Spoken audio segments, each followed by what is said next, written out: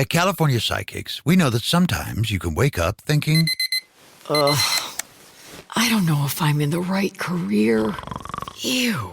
Or the right relationship. but whatever your life dilemma, at California Psychics, we'll give you the guidance you need to feel certain about your life choices.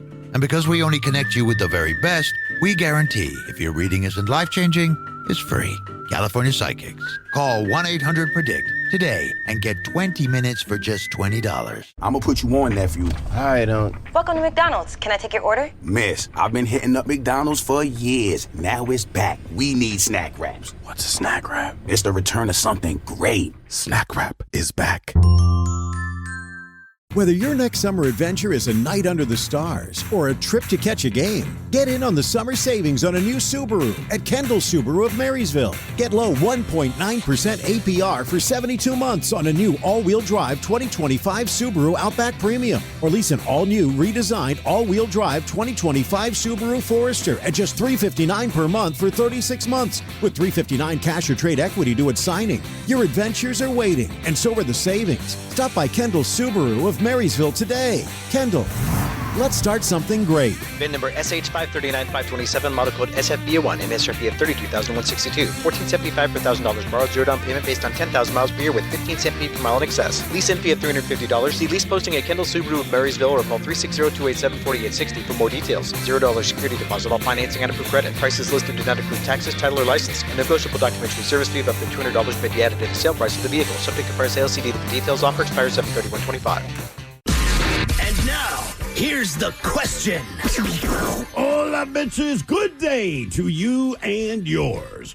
All right, everyone has been talking and laughing about the malicious monster truck tour show in Bremerton last weekend. That's when a monster truck tire came loose from the monster truck, bounced its big rubbery ass over a wall out of the arena before crushing one of the spectators' cars in the parking lot. The good news is no one was injured. The bad news is his car is now a paperweight. But somehow that story overshadowed a different crash that happened at the Muckleshoot Casino Resort NHRA Northwest Nationals. It happened the day before. Now, in this case, one spectator and the driver of the dragster, they were both injured when the rear right tire failed while the car was going just under 300 miles per hour. Well, it hit a guardrail, debris from the crash went over the guardrail, and the rest kind of explains itself.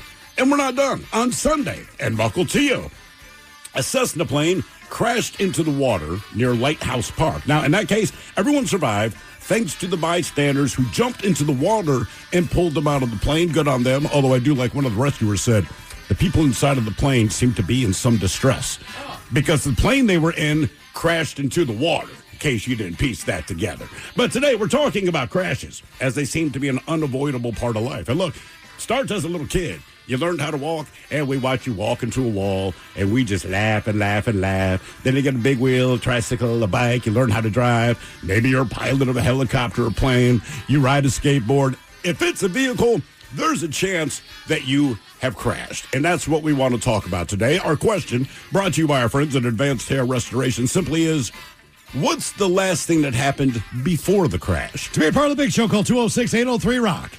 Like KISW on Facebook, follow us on X and Instagram at Men's Room Live, and send those emails to the Men's Room at KISW.com. No offense, but your brain is a terrible place to keep your big idea. It belongs in the world, but you know that already. You have a calling, a voice that says, this is what I'm meant to do. Create the website your big idea deserves with Wix. Make it your own with top-to-bottom customization, AI to help realize your vision, and built-in business tools to turn your daydream into your dream job. Wix supports every stage of the business journey except one, your decision to begin. Ready? Go to Wix.com. Ready to explore Europe the striped way? Fly Condor Airlines nonstop to Frankfurt and connect effortlessly to most European destinations. Relax and start your vacation in comfort. Fly the striped way. Visit Condor.com today and book your next adventure. This is a real review from an airport or shuttle passenger. I like taking the airporter down to Seattle. It makes the whole trip way less stressful. Comfortable buses, convenient pickup locations, and fair prices. See for yourself why our passengers love Bel Air Airport or Shuttle. Visit airporter.com to book your trip today. American Military University honors your service with savings. Special rates and grants are available for military service members, veterans, and their families. Learn more at amu.apus.edu/military. Presented by T-Mobile, the official wireless partner of Odyssey Sports. With an awesome network and great savings, there's never been a better time to join T-Mobile. Visit your neighborhood store to make the switch today. Oh, Pacholas, away we go. Welcome to the 20th anniversary season, episode number 4,359. What a large and a charge program we have for you today. Guaranteed future repeat. Exciting return of Who Sucks Less coming up at 4:30. Steve, I don't know how you do it. You find people in the news that do bad things. You give us 3 of these stories. It's up to us to determine, out of the 3 stories that you bring us each week, which one sucks the least. Is there a theme to today's Who Sucks Less? Let's see here. Yeah, they're all kind of business related, I guess. And to be honest with you, like you said, it is tough to do.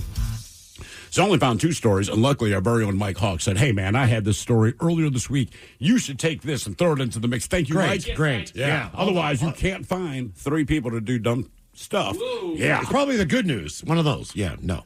Oh, what else do we have? Oh, yeah. A little programming note. If you missed the announcement on Monday's program, we announced the Men's Room 20th anniversary party. We have been in this beautiful city for 20 years. Which is amazing. We have been celebrating all year in our own way with the Men's Room World Tour. Had a great stop over the weekend in Bremerton. Thanks for all the people that came out to that. But we are having one giant party. Saturday, September the 6th, Black Raven Brewery in Woodinville. Get ready to rock with 3 bands on one stage, but not at the same time. The Outshine Trio, the tribute to Soundgarden, will be there. Stoned Evergreen Travelers. If you've been to any of our world tours before, Misha and the guys played for us at Mike's Chili Parlor. Yep. They are an unbelievable, very fun too, man. Fun band, man. They are incredible. And of course, the New Originals will be taking the stage as well. Now, with the price of your ticket, which is $20, you're going to get a commemorative glass. You're going to get a koozie to keep the beer cold. Also, you're going to get a 16-ounce beverage, hopefully a Men's Room IPA or a 20th anniversary lager to kick things off right. Tickets are available now, KISW.com. We're going to have a lot more going on as far as in the parking lot. Mm-hmm. I believe the stage is going to be set up inside. All right. Since it is September the 6th, you never know. Don't know. Yeah. So, I mean, that's one of those questionable weekends where like, we still we got a weekend of summer left or not? Typically we do. But either way, we're going to have a lot of fun out in the parking lot and a lot of fun at the brewery itself. Tons of food will be there. The Men's Room beer brats from Ruli's famous sausage. We'll have the salsa from San Juan Salsa Company. This is our big party to celebrate 20 years. That's our official 20th anniversary party. Yeah. And anybody who's in radio knows that this should just be a party for not getting fired after 20 years. Which is the blackmail works, bitches. Which is the most amazing part of this. That's actually what we're kind of celebrating quietly inside. Like, wow. And we're not even joking. When we first got hired, all right? And was that the 2 years they wanted us here It's for? a 2-year contract, 3rd-year option, all that kind of thing. But just the way radio works in general, and probably 95% of the radio people have met, we were convinced. We go, look, man, we'll do 2 years here. Inevitably, we'll get fired because that's what happens. And then we'll figure out where we go next. And I'm trying to explain this to my then girlfriend, then fiance, now wife. I said, look, if you're coming with me, that's great. But understand, man, this is a very, very volatile industry. You know, so we're going to, my point, we're going to out there and check it out. We'll see how we do. Essentially. 20 years later, I got a house, I got 2 kids, completely in the community. I'm like, it's awesome. If you asked us then, if you thought we'd be here for 20 years, we'd be like, hell no. There's no chance. We couldn't even keep the job that we had in Baltimore, man. I mean, that was we had no idea that, we would last this long. So we're going to celebrate. Hopefully you can stop by. The event is from 1 until 6. Mm-hmm. I know there is a lot going on. But during the day, as Ted said a couple days ago or yesterday, UW's playing a game that night at 8 o'clock. Yeah, I think the Cougs aren't on until 7:30. So basically, I mean, if you just want to do a little pre-funk with us, and then head on down to the game, you do, or do whatever you want to do, it's going to be a 5-hour party. So just stop in for a few hours, have some beers with us, and have a good time. Again, KISW.com has those tickets for the party at the Black Raven Brewery in Woodinville on Saturday, September the 6th from 1 until 6. All right, on to the question. We're going to talk about the last thing that happened before the crash, obviously. When you are going through your morning ritual, last thing that you think of is your day's going to go sideways. And when you get involved in any type of crash, your day is basically already gone sideways. It's for sure. You're going somewhere. You need to be someplace. There's something imperative going on. You might be just going away on the weekend. You might be on vacation. You might be going to work, whatever it is. This is not how you want your day to go. No, not unless you're in a demolition derby. I've never met anyone who said, man, kind of hope I get into a wreck. Yep. Nothing too bad. Well, okay, so at one point in time, we went up and we raced Hornets at the Evergreen State Fairgrounds Racetrack, whatever they call that up there. Speedway? Yeah, Speedway up in Monroe, right? So the Hornets are the four-cylinder cars that typically the youngsters who are getting involved in racing, the teenagers of the world, the young 20s people of the world, it's kind of where they get their start. Yeah, I borrowed a car from a 16-year-old girl. Yeah, you're talking about four-cylinder engines. They still do fly around the oval. It does take skill, but great place to learn your craft. For sure. If that's what you're into. So they said, hey, look, we're going to give you guys a car, and you're going to race however many laps you're going to race. It's only like 3 or 4, and it's not that full oval. It's a shorter track. Yes, correct. Right? But in retrospect, doesn't this sound like a bad idea? You guys hop in race cars and go. Cool. Right, yeah. I remember the guy being like, basically, sign away your life. And I was like, yeah. And he was like, I was like, nothing's going to happen. He's like, no. He's like, you just got to sign it. No, you got to remember, there's the way they do this is it's a race car. So there's only 2 windows on it, the windshield and the back window. Yeah. There's no windows on the side. So we're actually able to, even though we're wearing helmets, we can talk to each other through the windows because it's open air, essentially. So even when we're on the starting line, we can kind of talk crap to each other. Oh, sure. Which is pretty fun. Now, I cannot remember. Also, like, there's, what do you call it? Not standard, but like stick shifts. Yeah. So, like, I've driven a stick shift twice in my life.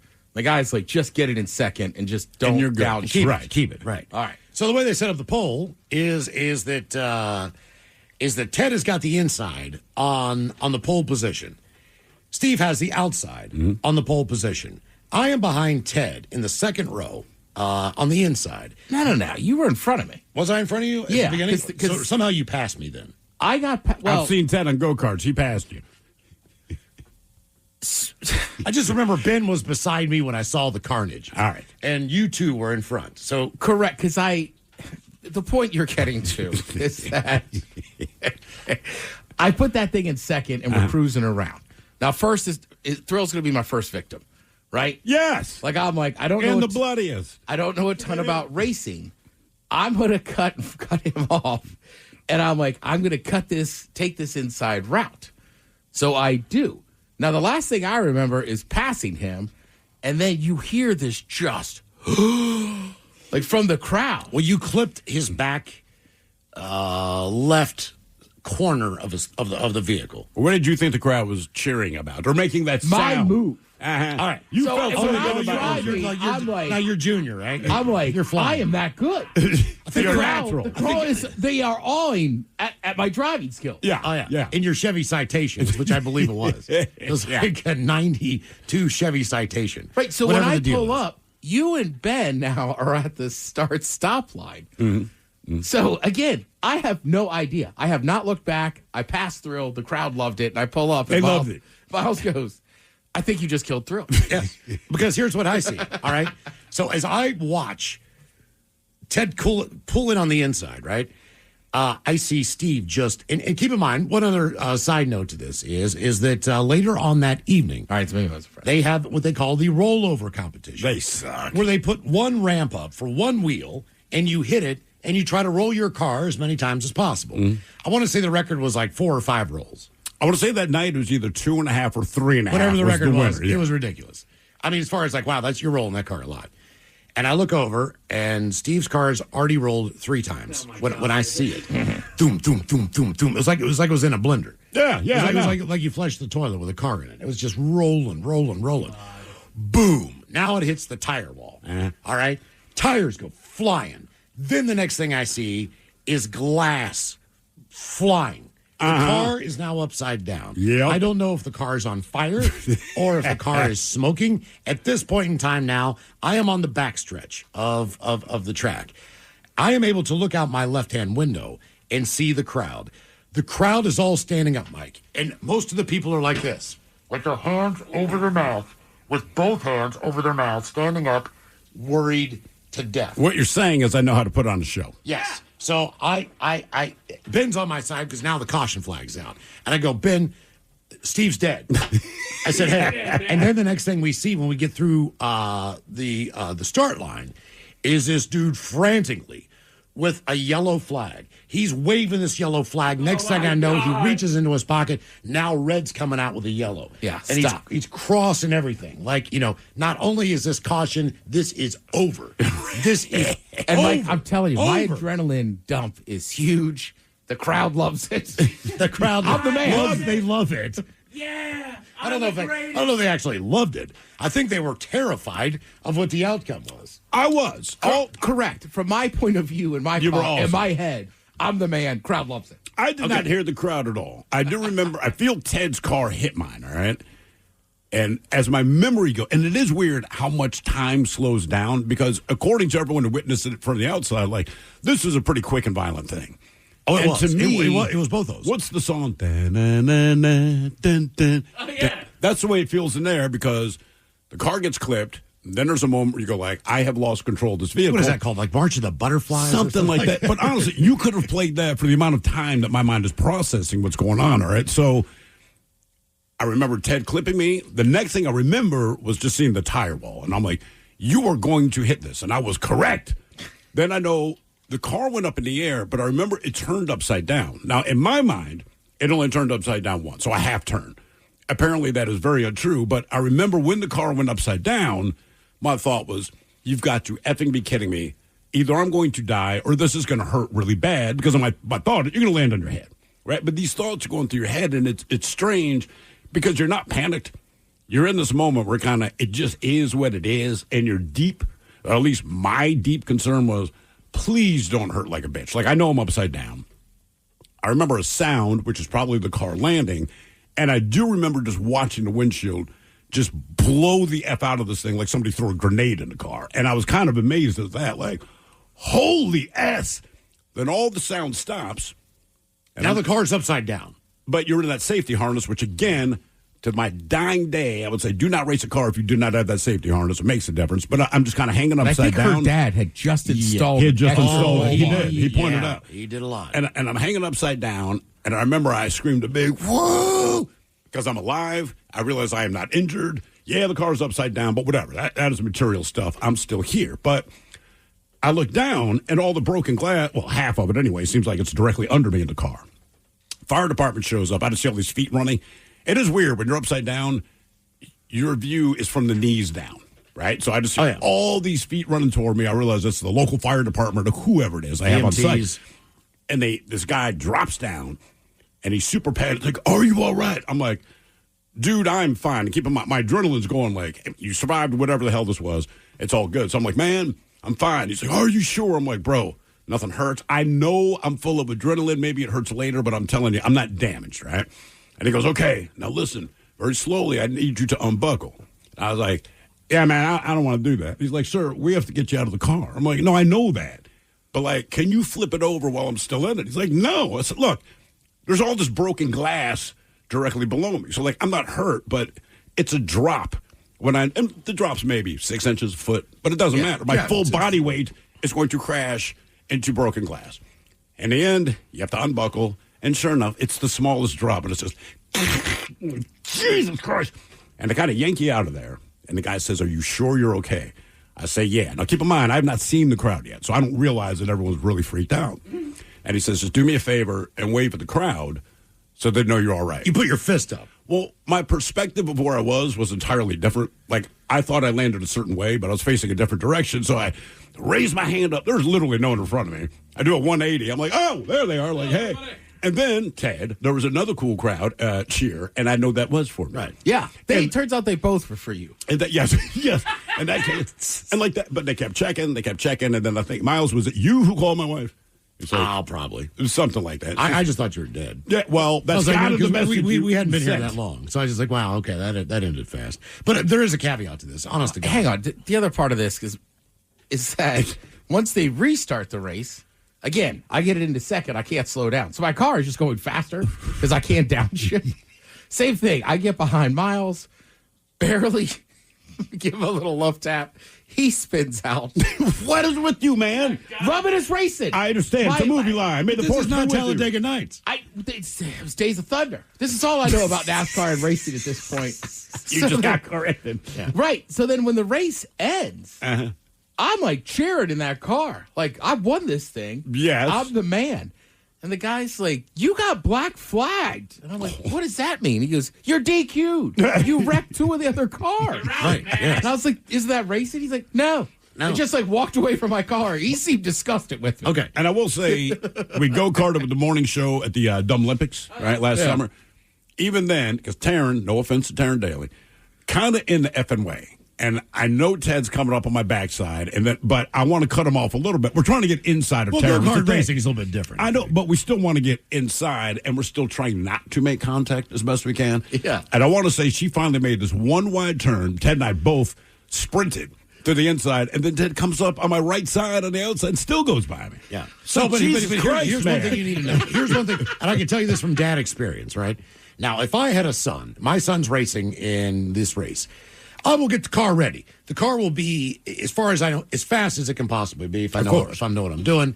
But it's going to be, the point of the matter is that we got to, like the Pinewood Derby, we got to get this thing moving as quickly as possible. Now, the difference with Steve on this one was the fact that this was this guy's daughter. And so he reinforced not only the harnesses, the roll cage he had just put in. Massive. All of the things for safety because it's his daughter. If it had been his son, Not I'd his be son. dead. That is correct. I have no because doubt. as a dad, I know for a fact, if that's my daughter racing, we're going to have all the safety precautions in this car. If that's my son, walk it off.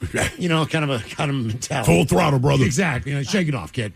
But that, I swear to God, I believe that truly did save you from I do too. A worse scenario. I 100% And believe that. Believe it or not, man, I saw 5 rolls. So 5 rolls within like 3 seconds. I know that I beat the guy that won the rollover contest. Yes, exactly. So not even trying. He won the rollover competition. I'm also a natural tip. I'm the Max Verstappen of this show. It's the way I race, Mike. He's not wrong. So our question, what is the last thing that happened before the crash? 206-803-ROCK. What's the difference between DIY and doing it yourself? It's the difference between a part-time passion and a full-time business. Wix gives you the power to turn your passion into a moneymaker. With a website that fits your unique vision, let your ideas flow with AI that guides you but keeps you in the driver's seat. Manage your business from one dashboard and keep it growing with built-in marketing features. It's time to turn your daydream into your dream job. Go to Wix.com. Hey, it's Scott from Northwest Sleep Solutions in Fairhaven. I wanted to let you in on a secret. When the other stores offer huge discounts, it's because they've already jacked up their prices. We've been offering mattresses from top brands at low prices every day for, almost 30 years now. And we don't plan on stopping anytime soon. So if you're looking for a great mattress at a fair price, come down and see us on the corner of 10th and Mackenzie in Fairhaven. Ready to explore Europe the striped way? Then fly with Condor Airlines. With non-stop flights to Frankfurt, Germany, it's easy to connect to vibrant destinations across Europe. Whether you're sipping espresso in stylish Milan or raising a stein at Oktoberfest in Munich, Condor makes your journey just as enjoyable as your destination. With spacious cabins and relaxing service, your vacation starts the moment you board. Fly the striped way. Visit condor.com today. Presented by T-Mobile, the official wireless partner of Odyssey Sports. With an awesome network and great savings, there's never been a better time to join T-Mobile. Visit your neighborhood store to make the switch today. Hate doing cardio? Try brushing and flossing your teeth. I'm not talking about building up a sweat. I'm talking about building a healthier mouth for a healthier heart, for a healthier you. Smile Generation. Trusted dentists look at your care through the lens of the mouth-body connection because what happens in the mouth plays a critical role for the rest of your body. To find a dentist near you, committed to treating all of you, visit smilegeneration.com/confidence today and live longer, healthier, and happier with confidence unleashed. Always live on the free Odyssey app. From the Pinky's Plumbing Studio, you're in the men's room. Text the guys at 206-803-ROCK. Sunday. Monster truck fans of Kitsap County got to witness a rare and scary sight over the weekend. This went down Sunday during the Malicious Monster Truck Tour show in Bremerton, as a massive tire came loose from one of the trucks, basically bounced and flew out of the arena. Yeah. The tire's momentum flung it straight over the wall at the Thunderbird Arena, hurtling toward the venue parking lot. This sucks for everyone in there because they all parked probably in the same place. Everyone's like, please not my car. Where's that tire going? It's kind of like when you watch a home run ball go out in the local community ballpark and you realize you parked in the outfield. The tire crushed one unlucky event-goer's car. It crushed the entire roof down. Yeah. I mean, that car is completely totaled. It was all captured on camera. The car's roof was completely caved in. Luckily, seriously, the fact that no one was hurt is a miracle. Previously, they do say a monster truck show accident claimed the life of a young boy at the Tacoma Dome, where debris from a truck hit, and later took the life of a child in the crowd. So, yeah. There's an element of danger involved. Now, that was on Sunday. That was on Sunday. Bremerton had a lot going on last weekend. Yes, That's what everybody it did. kept saying to us. There's like everything that happens in Bremerton's happening this weekend. That was correct. Then we have the story of an NHRA top fuel driver and a spectator, both recovering from their injuries following a significant crash during a competition on Saturday at Pacific Raceways in Kent. Driver Sean Reed racing a dragster during a qualifying round there at the Muckleshoe Casino Resort National Hot Rod Association Northwest Nationals, when the vehicle suffered a right rear tire failure while traveling at 300 miles an hour. God, man. Dragster went into a spin, banged the guard wall, sending the vehicle parts scattering in multiple directions.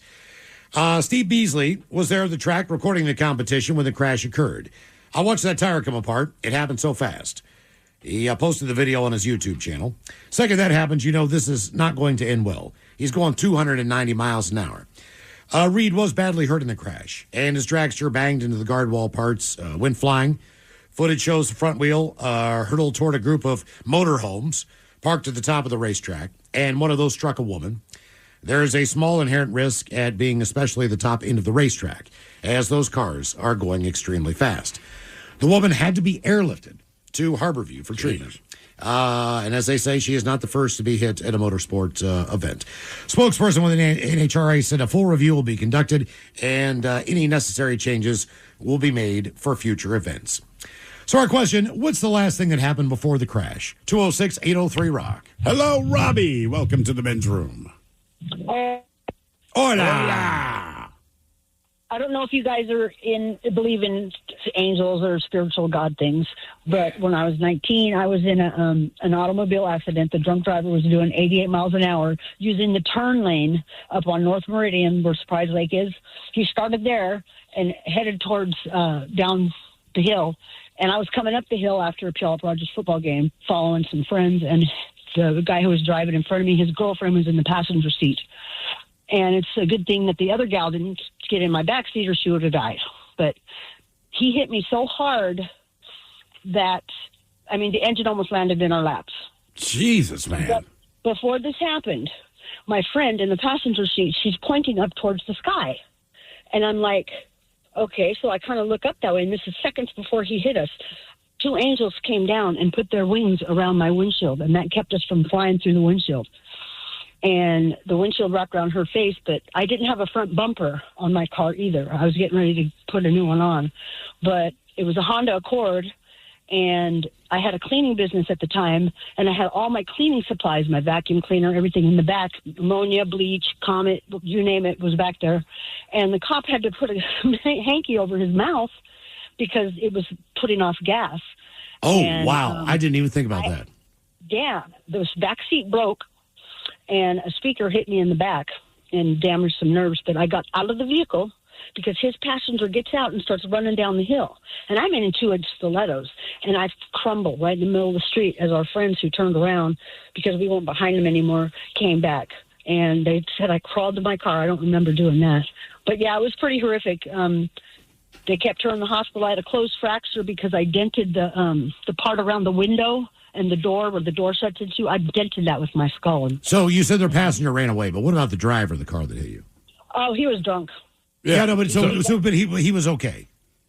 Pretty much. Okay. Typically, I mean, he got caught on typically, if forehead you're and that's inebriated, you're not going to react to the crash happening. So Right, you stay loose. You're not going to tense up. So, oftentimes, that works to your advantage in that situation. Did you reach out to the advocates? This would be a perfect time. This was in 1987. Okay. All right. So we put the light up after that accident. There's a light up there on 36th and Meridian, North Meridian. And Mothers Against Drunk Driving were there for me. And I put him in prison for 6.5 years. He was a repeat DUI offender from 1982. How many? And just 6 months.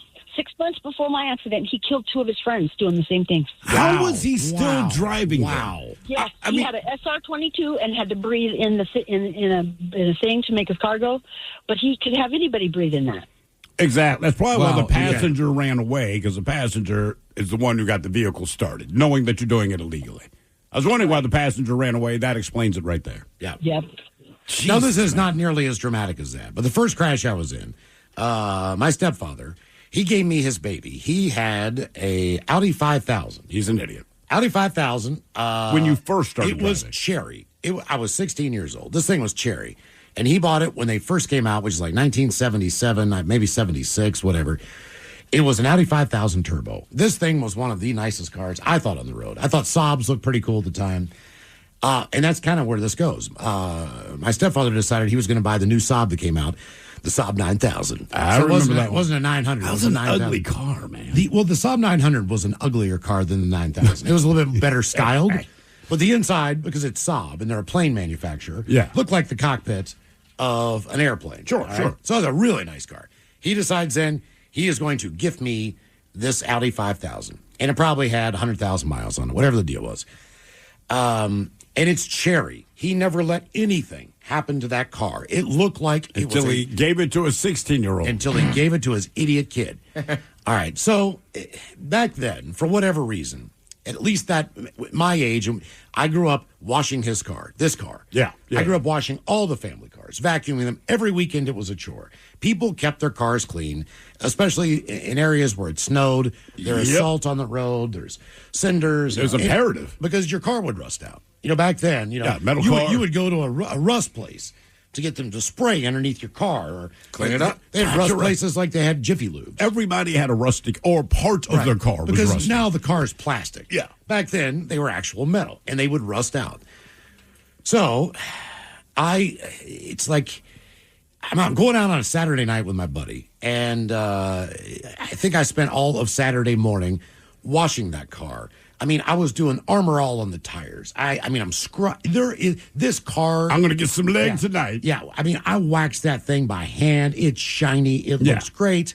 I do all the things. I Armor All the interior of the car. This thing looks more brand new. I've cleaned this car better than I ever have. Yeah. Because now it's mine. So the last thing that I did, there was this crap called Rain-X. Yeah, I remember that. All right.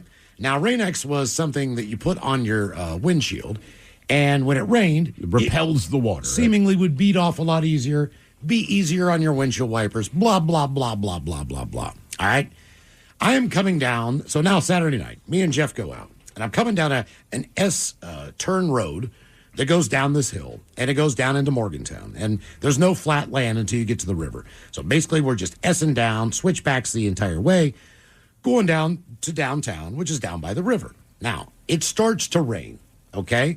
So this is the last thing that basically happened before the crash. How confident are you knowing that you've just rained extra windshield? Like, hey, don't you worry about this, man. I got this.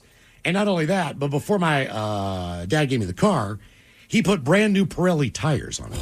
So that they were expensive. Why did he give this? Like, everything about this sounds like a bad idea. So now it starts to lightly rain. And the mist is coming down, okay? No big deal. Except for the fact that down this road were all kinds of streetlights. Yeah. And the streetlights were basically everywhere where you could make a turn onto a different road. So if you're turning off of that road, there's a streetlight there. Now, when it started to rain, it was a very light mist. It was kind of like a Seattle rain. Mm-hmm. All right? And when it hit the windshield, and I turned the windshield wiper on, this rainbow effect was going over like I had oil on my windshield. Okay, so I'm looking through basically like a spectrum of light. Every time we get near a light, I can't see out the window because what the light is doing to the windshield is creating red, blue, green, yellow. Like, I can't see. That's like Lucky Charms. So instead of turning with the turn, I can't see the road now, and I hit this dude head on. Oh. Boom. Right? How fast were you going, do you think? I mean, I know it's S turns, probably not a million. That was the thing. I was going the speed limit, I'm sure of it, but I was going downhill. Yeah. Because for whatever reason in West Virginia, you get on a road where you're like, I can't believe the speed limit is 40 here. It should not be 40 here. But I was definitely doing the speed limit. But man, I hit this dude head on. And my buddy Jeff, he hits the windshield, all right? Because he's not wearing the seatbelt. Of course not. Now, Attaboy, Jeff. When the impact happens. Driver 16, no seatbelt for me. Yeah. I also should predicate this with my stepfather actually bought this car in Germany. Oh, damn. Where it was manufactured. Now, their engineering rules, laws are different. So when Jeff hit that windshield with his forehead, the entire windshield popped out based on the impact. Like, I don't know if it was his head. So it didn't even shatter. It just popped disconnected. out. It just poof. It's gone. It's out in the street. I mean, bang. I mean, it broke when it eventually. But it popped the hell out. And Jeff is basically like leaning out the hood of the car. I mean, like his gut is where the glove compartment is. The rest of his body is out on the front, like sprawled out. I'm like, Jeff, are you okay? We hit this car. It was a 1986 brand new Buick Riviera, which was that was their Mac Daddy car. Like, that was the big one. That was the one that had the leather seats, the whole deal. That car is probably fine. These two guys, their car was totaled. Oh, really? Yeah, because I hit them head on. Like, their engine was pushed back. That car was destroyed. But the guy comes running out because Jeff is still on the hood of the car. And see, that gets you a little sympathy. Well, he's like, Jesus, are you guys okay? Okay, all right. And then that guy's boyfriend got out. Now he's trying to take care of Jeff. The other guy's trying to get the door open from my car. Yeah. And they are both, thank God, they were both okay. How damaged are you? Jeff obviously is not great, but what about you? You know, the thing that hurt the most, I think, for me pride. Was the steering wheel into the chin and the chest. Yeah. That hurt. I was the pride. It did not hurt. It did not hurt right away. But within, 5 minutes of the EMT showing up and everybody else, I was like, oh, did I break my collarbone? Did I break my jaw from chewing real slow? Right. Jeff is okay. Jeff does not even have a mark on his head. He does not have a Are you kidding? Nothing. He is completely fine. No seatbelt, goes through the windshield. He's fine. Of course he is. He's fine. But, I looked at that car, and I'm standing out there, and it's raining now. Now the rain's coming down. Did I hide your tears? And I'm just like, oh, my God. This thing was going to get me laid. This thing was going to give me freedom. It was more than just wrecking this car. It was this car is going to be the rocket that takes me to the moon. Right. You know what I mean? It's going to give me, so I have freedom. I have an opportunity to go out with women. I can do all these things. And there it is in this crumbled pile of crap. Now, as bad as I felt about the whole thing, I felt worse for when my stepdad saw the car. Because I've never seen that look on his face in my life. Is it disgust? Is it pain? Is it grief? It was infinite sadness. It was like he was holding his dead dog that he had raised as a puppy, and now it's gone. And he looked at it and he's like, now this thing is gone for real. Like, there's nothing you can do with this car anymore. Wow, man. And so I didn't have a car anymore. But, what was your next vehicle? So basically, the thing that happened before the crash to make it the worst was me putting Rain-X on the windshield. Should blame the Rain-X. I couldn't see out the window. And I'm not kidding you when I say that. Like the way the light that was the whole thing about it. That's how it's advertised. It's good for beating, but it also left this film that was still on the car. And that was the first time that since I applied it, that it had rained. So it's just this giant rainbow in front of me, and I can't see anything. I couldn't even see the headlights. Because this is at night. Are you coming the other supposed to, direction? Because I was blinded by the halo from the streetlight. Are you supposed to put that crap on and then rinse it off after to get that initial sheen off?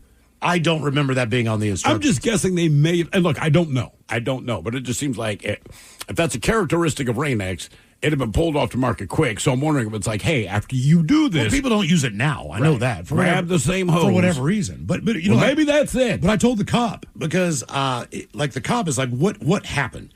So I said, man, I said, there's Rain-X. I put it on there. I said, the street light caused this halo. I could not see. So I said, look. So we walk over to the windshield, and we pick it up. And I hold it up to the light, and you can see that rainbow. Sure enough. We held it up. Like, look, I can't see. I couldn't see through the windshield.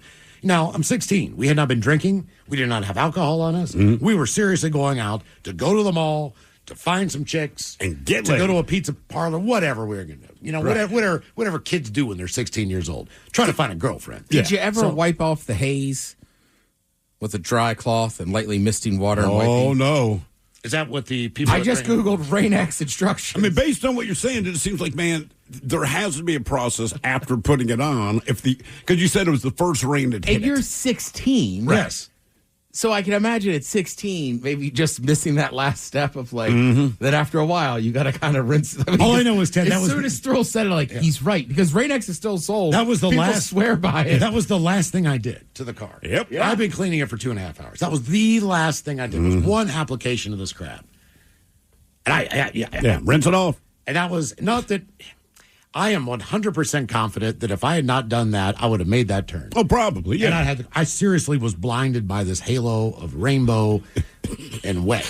Well, look, you're 16, right? I know I've told this story before, but, right, like, I don't know what age I was, but it was a big deal. We were going to get a basketball hoop, right? Oh, that is a big deal, man. Put it in the backyard, not one of the ones that you, like, put sand or water in. We're going to put it in the ground because our backyard had a slab of concrete, right? That was kind of a thing back in the day. So we put it in there, and we got, I don't know what you call it, but you get like that wood tube. You fill that up with the concrete, then you put it in there. Right. And I remember my uncle going, why do they say we needed 90 pounds of concrete? We only use 30. Oh, boy. And we're filling it up with dirt around this concrete tube. So now you fast forward a couple of months, and it's just been raining for days on end. And I'm sitting in my basement, and one day, you talk about a crash, you just see it fly by the window and crash. And it was at that point that we realized, like, oh, we were supposed to fill up concrete around the tube, not just dirt. Yeah. So same thing. At least you were a kid. This was my dad, my uncle, my brother, me. I mean, there's 5 teenage boys and 2 adult men. Like, oh, look at these dumbasses. Why do they need all that concrete? There's that add up to the old ad. Guys don't read instructions. Sure. Like, we do. We just don't follow them. How about these comments? Dude, you must have applied the Rain-X with a dirty rag. The stuff is amazing. Use it all the time. I think the Rain-X is supposed to dry 24 hours before getting it wet. You most certainly need to buff it off. I use it constantly. I use Rain-X all the time. Here's another. Miles, people still use Rain-X. You put it on wrong. I use Rain-X for all my vehicles. Rain-X is still a thing. I still use it. You're supposed to wipe it off about a minute after initial application. Dumbass, you're supposed to dry wipe it off. Miles, Rain-X still exists, and yes, you rinse it after the fact. Rain-X is in washer fluid. Idiot. The directions on Rain-X say apply to a dry window and buff off completely afterwards. That's why I asked it's on that. the label. Because you said the first rain. It's like, first time I got wet, it did that. There's something you didn't do. Rain-X has to be rubbed in really good until there's no film left. Jimmy, keep going. I love Rain-X. I still use Rain-X. I've never got it. Nothing like that in an accident. Miles, you apply it and let it dry, then use newspaper to buff it. We use Rain-X on all of our vehicles. Golly. Even Rain-X is like, you're a dumbass. What's the last thing that happened before the crash? 206-803-ROCK. So you've got a business, but what about a brand? The difference? More of you. Wix gives you the freedom to create your website, own your brand, and do it on your own, exactly how you envisioned it. Experience limitless customization. Boost your creativity and efficiency with AI tools for every part of your business journey. Scale up with built-in SEO, e-com, and scheduling features. Put more of you in your business. Go to Wix.com and do it all yourself. You may have experienced it already. You go out to eat and see an egg in an open kitchen, or you read the term "from the big green egg" on the menu. The big green egg is the important flavor enhancer in the restaurant industry. Come on by Innovations for Quality Living, located on James Street, and find out more about the big green egg. It's time to celebrate freedom at RV Country Sales Event in Mount Vernon. Celebrate no payments for 90 days. Celebrate camping on us with 1,000 trails. And celebrate summer with a new RV for just $16,995. Celebrate freedom, family, and fun. Your adventure starts now. Visit us at RV Country in Mount Vernon or online at rvcountry.com. And let's roll. 2025 Transcend 1151BH, stock number 45881, 146 per month, 8.99 APR, 180 months, 50% down with Tier 1 approved credit, excludes tax, tag, title, and license. Ready to explore Europe the striped way? Then fly with Condor Airlines. With non-stop flights to Frankfurt, Germany, it's easy to connect to vibrant destinations across Europe. Whether you're sipping espresso in stylish Milan or raising a stein at Oktoberfest in Munich, Condor makes your journey just as enjoyable as your destination. With spacious cabins and relaxing service, your vacation starts the moment you board. Fly the striped way. Visit condor.com today. Presented by T-Mobile, the official wireless partner of Odyssey Sports. With an awesome network and great savings, there's never been a better time to join T-Mobile. Visit your neighborhood store to make the switch today. When you haven't found love, it can feel like everyone else has. It's in every movie, every song, and all the PDA. Looking for love sucks. Thankfully, California Psychics can give you the guidance you need to find the one. We guarantee if your reading isn't life-changing, it's free. And new customers receive 20 minutes for just $20. Visit CaliforniaPsychics.com and experience the joy of certainty. California Psychics. You set the gold standard for your business. Your website should do the same. Wix puts you at the helm, so you can enjoy the creative freedom of designing your site just the way you want. Want someone to bounce your ideas off? Talk with AI to create a beautiful site together. Whatever your business, manage it from one place and tie it all together with a personalized domain name. Gear up for success with a brand that says you best. You can do it yourself on Wix. With 11 round trips per day, Bel Air Airport or Shuttle is the most convenient way to get to and from SeaTac. So next time you fly, ditch the stress of traffic and parking. Let Bel Air get you to the airport. Visit airporter.com to learn more. The shenanigans continue. This is the Men's Room with Miles and Thrill. Our question, what is the last thing that happened before the crash? 206-803-ROCK. Hello, Sean. Welcome to the Men's Room. How's it going? Hola. How you doing, Sean? Hola. So, Sean, are you responsible for that wreck at the NHRAs? Yes, I would rather be down with my buddies in Sonoma right now tasting some wine, but I'm up here recovering from that disaster. What exactly happened? So the story, as it is written, the right rear tile gives way, crash into the guardrail, debris goes everywhere, etc. But from your perspective, what exactly happened? And how much time do you have to even respond to it? You don't have any. The right rear tire went away. A chunk of that went up and took the wing out, which creates all the downforce, which actually keeps the car on the ground. So once you lose the tire and you lose the downforce, you're just going for a ride. And then I thought to myself, oh, no more men's room. And then I woke up. Well, I mean, you seriously were knocked out. Yeah, I was a gono. I remember Doug Kalita just barely out in front of me. I remember him thinking to myself, he must have smoked the tires because the nose of his car went away. And then I remember turning dead left, and then I don't remember anything until I was almost to Harborview. So you don't have any recollection of the point that you were airborne? You don't remember any of that part or anything? I don't remember, but I was conscious. I was talking, but I don't remember it. Okay. And so you woke up basically, essentially, in the ambulance? Yeah, I woke up in the ambulance, and I was on some good stuff, I'll tell you. Did you ask the first thing, did I win? Yeah, I didn't ask that because it was qualifying. So, you don't win, you don't lose. You're just trying to trying to go for seed. What were the injuries you sustained? Because you're going, 290 miles an hour?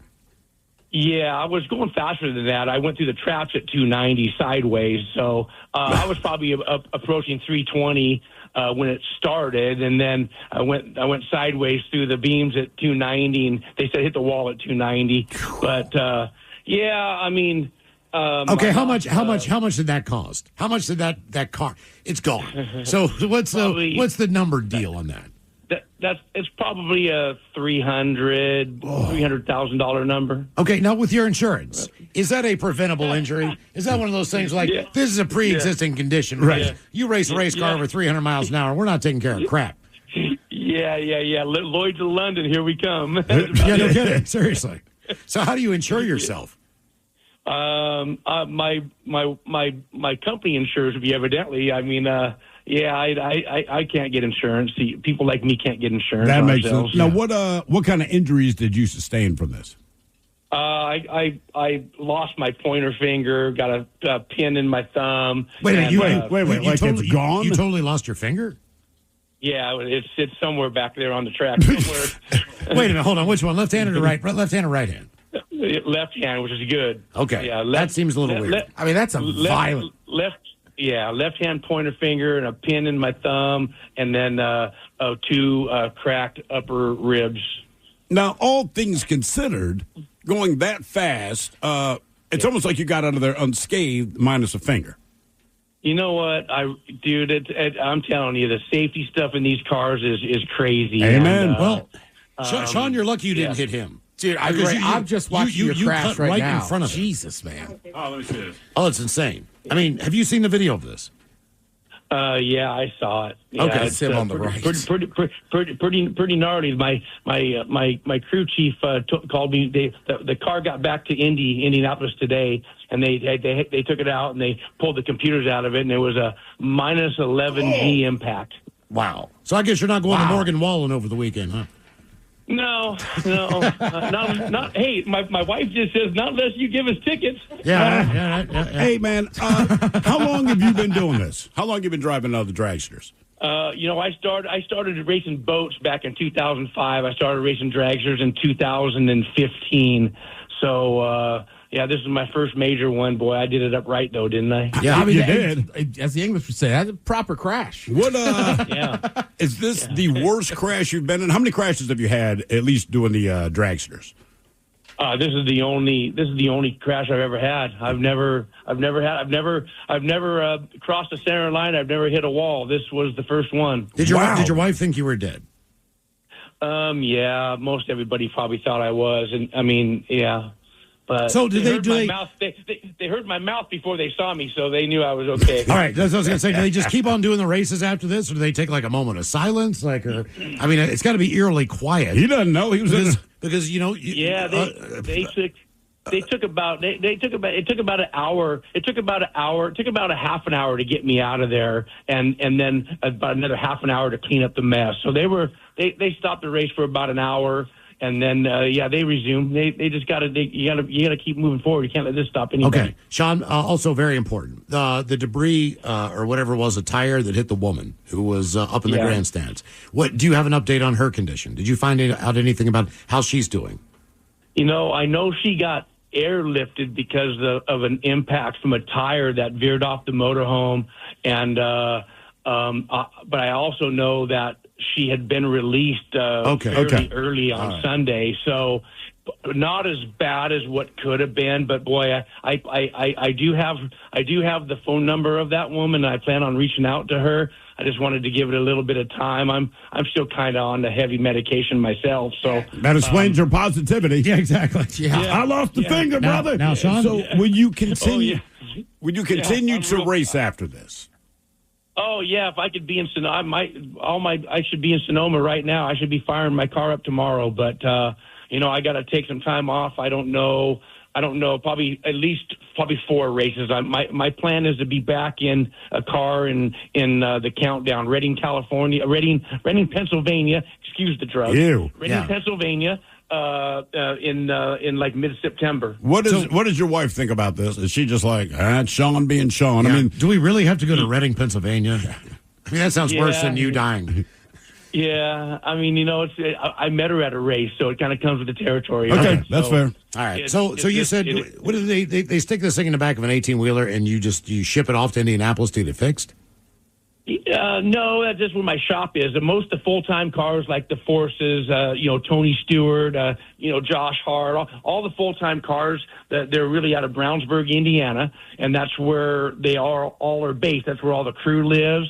So since we weren't going to the next race, of course, they just went ahead and went home and started putting the pieces back together. But are they rebuilding the same vehicle, or are they just going to start from scratch? Yeah, I mean, come on, man. They'll start from scratch. That one's a total. They'll take some wiring off. They'll take some computer stuff off, but the chassis, the rear end, the seat, the roll cage, that's junk. The metal's junk. Do you keep any of that as a souvenir? I mean, this is your first crash. Not that you want to do it again, but the idea, hey, man, this crash, it was serious. Lost a finger. You're going to keep any piece of that metal. Heck yeah, man! That's going up on my shop wall, baby. All right, Sean. I got a question. Are you friendly with any members of the Force family? Yeah, I know them all. I know Brittany really well. I race against her. I mean, John, I see him all the time, and I know them all. Yeah. Well, the dad is he's been in there forever. I think you two would. Everybody would enjoy watching some of the other family members race. I got to ask you, in your normal day-to-day life, what is your driving record? How many speeding tickets have you had? How many wrecks have you been in just as a civilian driver?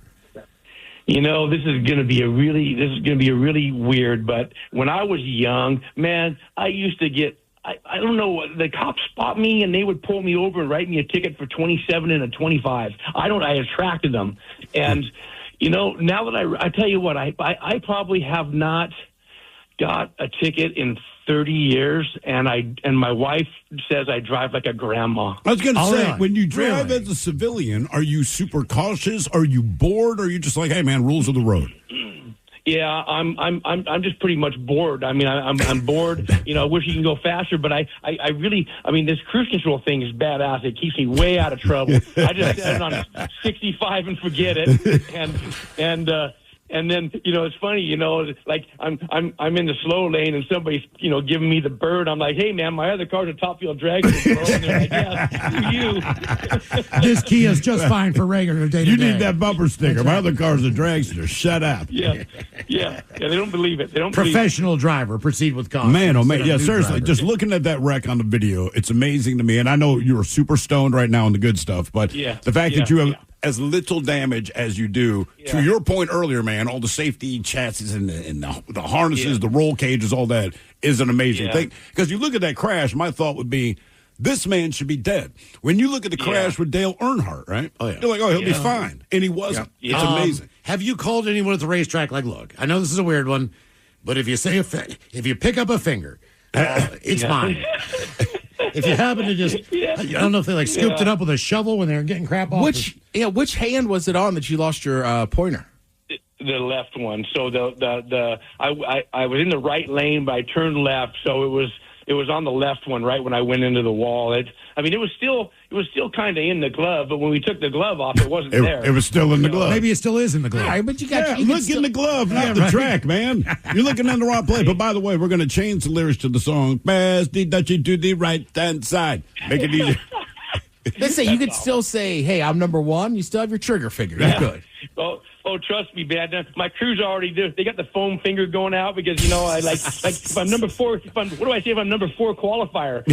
So they're gonna they got the foam finger coming out for sure, and they got everything number 4 qualifier, number 4 seed. They're gonna do it all. Hey, Sean, do us a favor, man. After you race and get back to it, man, give us a call. Let us know of an update.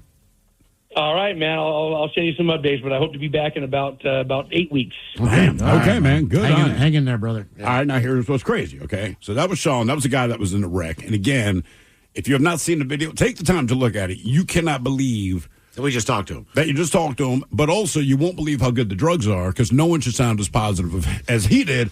Hey, I lost a finger. Now we're going to go to line 6 here. And on line 6 is a guy named Raymond. And Raymond, you were at that race and witnessed the crash.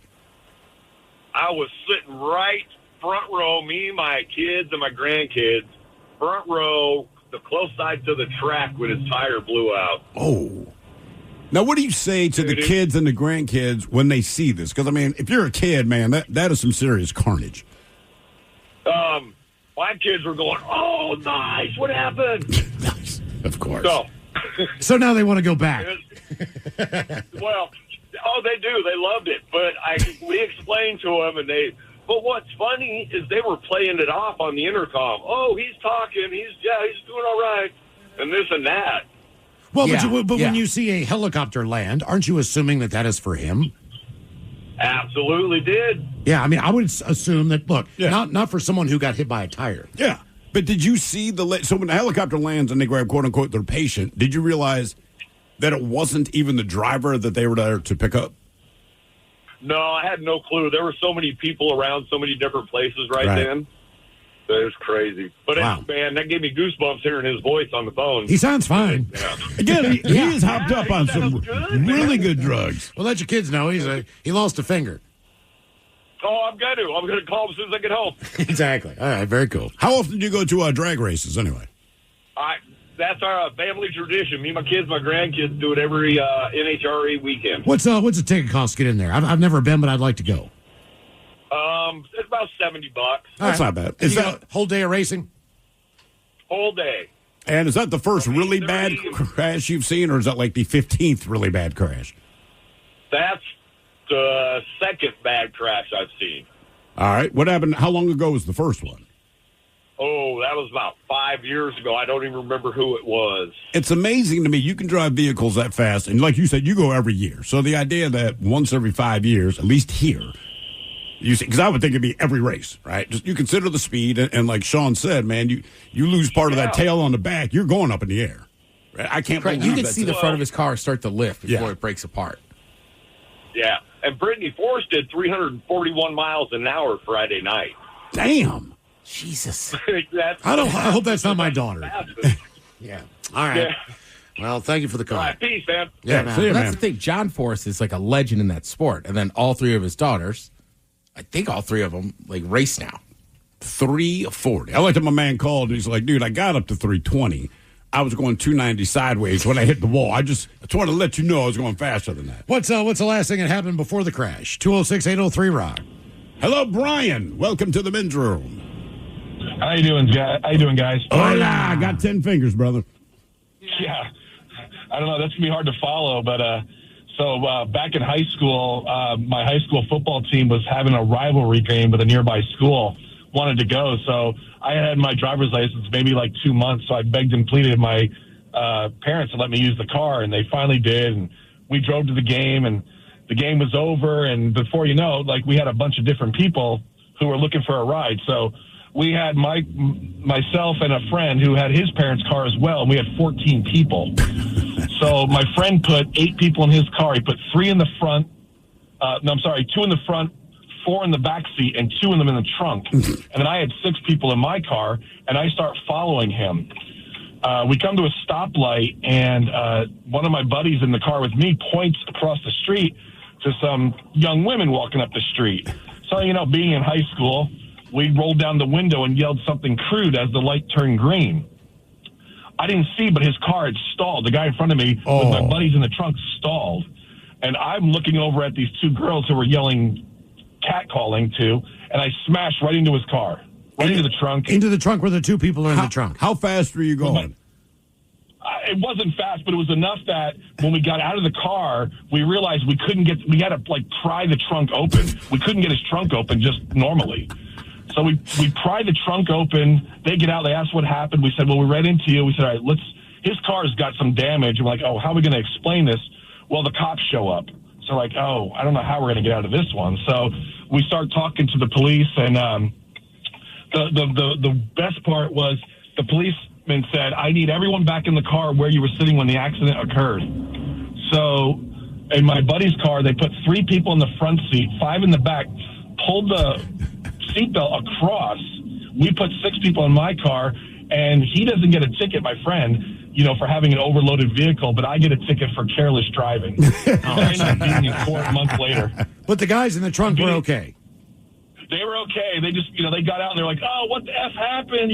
What are you doing? And I just said, well, we saw some girls and started yelling, and I didn't pay attention to the road. Did you tell the cop that? No. I told the police officer that somebody behind me beeped their horn, and I was looking in the mirror to figure out why a car behind me was beeping. And during that time, his car had stalled. He threw into neutral and went to restart it. So I never saw his brake lights, and that's why I hit him. That is a good excuse. I'm just saying at that age, I don't know that I would have thought of that on time. My answer would have been, my brakes failed. Yeah, there it is. Yeah. We went to court, and we said the same thing. We actually beat the ticket in court because I was going in the military at the time, and at the time I didn't know it was obviously not going to be a big deal, but I wanted to go in with a clean record, nothing on my driving record, so the judge threw out the ticket. Oh, wow. Okay. All right. I mean, I guess the best news out of all that is the two guys in the trunk. We're okay. It's one thing to rear-end your buddy. You already feel bad, but then I got two more buddies in the trunk of the car that I rear-ended. Yeah, that's brutal, man. That is. And then you got to pry it open. If I had friends in the back of the trunk, I swear to God, I would pull over someplace and get a shovel and act like I'm digging a ditch. Right. Did you ever ride in a trunk anywhere? Yes. Yeah, so did I. Sure. Yeah, I mean, but it's roughly the same I age. Really? No. Did you ever put anyone in your trunk? No. Really? No. Not even a living person? I mean, I've crawled up into the back of like a 280ZX, but that's like a hatchback. How's that almost worse? Yeah, we were going to some concert or something, and we had to get to the metro station. There just wasn't enough room in the car. And they Can were you get like, in the trunk? Get in the trunk if you want to ride to the metro station. I was like, all right. I'm in the trunk. Game on. I'm in the trunk. I'm a trunk guy now. What's the last thing that happened before the crash? 206-803-ROCKS. With 11 round trips per day, Bel Air Airport or Shuttle is the most convenient way to get to and from SeaTac. So next time you fly, ditch the stress of traffic and parking. Let Bel Air get you to the airport. Visit airporter.com to learn more. Running a business can be exhausting. Building your website shouldn't be.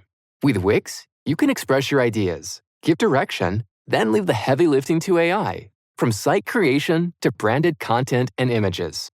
Have fun with the details. Customize what you want the way you want. And manage your whole business from a centralized dashboard with expert AI tools. Build, scale, and enjoy the incredible results. You can do it all yourself on Wix.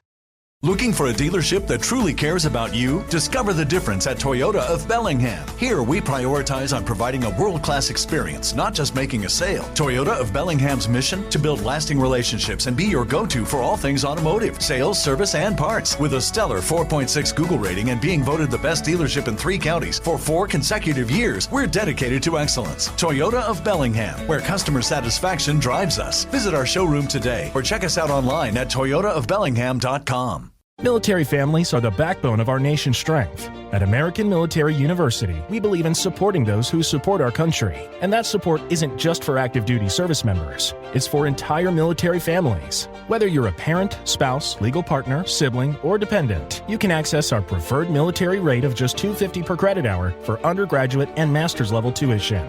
American Military University, education that honors service. Learn more at amus.apus.edu/military. Whether your next summer adventure is a night under the stars or a trip to catch a game, get in on the summer savings on a new Subaru at Kendall Subaru of Marysville. Get low 1.9% APR for 72 months on a new all-wheel drive 2025 Subaru Outback Premium, or lease an all-new redesigned all-wheel drive 2025 Subaru Forester at just $359 per month for 36 months with $359 cash or trade equity to its signing. Your adventures are waiting, and so are the savings. Stop by Kendall Subaru of Marysville today. Kendall, let's start something great. VIN number SH539527, model code SFBA1, MSRP of $32,162, $14.75 per $1,000 borrowed, 0 down payment based on 10,000 miles per year with 15 cent fee per mile in excess. Lease fee of $350. See lease posting at Kendall Subaru of Marysville or call 360-287-4860 for more details. $0 security deposit, all financing on approved credit. Prices listed do not include taxes, title, or license. A negotiable documentary service fee of up to $200 may be added to the sale price of the vehicle. Subject to prior sales, see dealer for details. Offer expires 7/31/25. Hey, do us a favor. Head to KISW.com. Give some back to the kids. Yeah, man. As the 6th annual Kicks for Kids campaign benefiting the fine folks at Mary's Place is underway. The idea, there are 400 kids that need a new pair of shoes to start the school year off right. The cool thing about the way the Mary's Place does it, it's for the kids that they take care of. The kids get to pick their own shoes. So they go into school with the confidence that they need to, like, hey, man, got some new kicks. Got new chucks, baby. Looking good. I needed shoes. Thank you guys for doing that. So far, you've helped us raise over $200,000 We're going to try to get 400 brand new pairs of shoes for the kids this year. Yes. So if you can, please give what you can at KISW.com.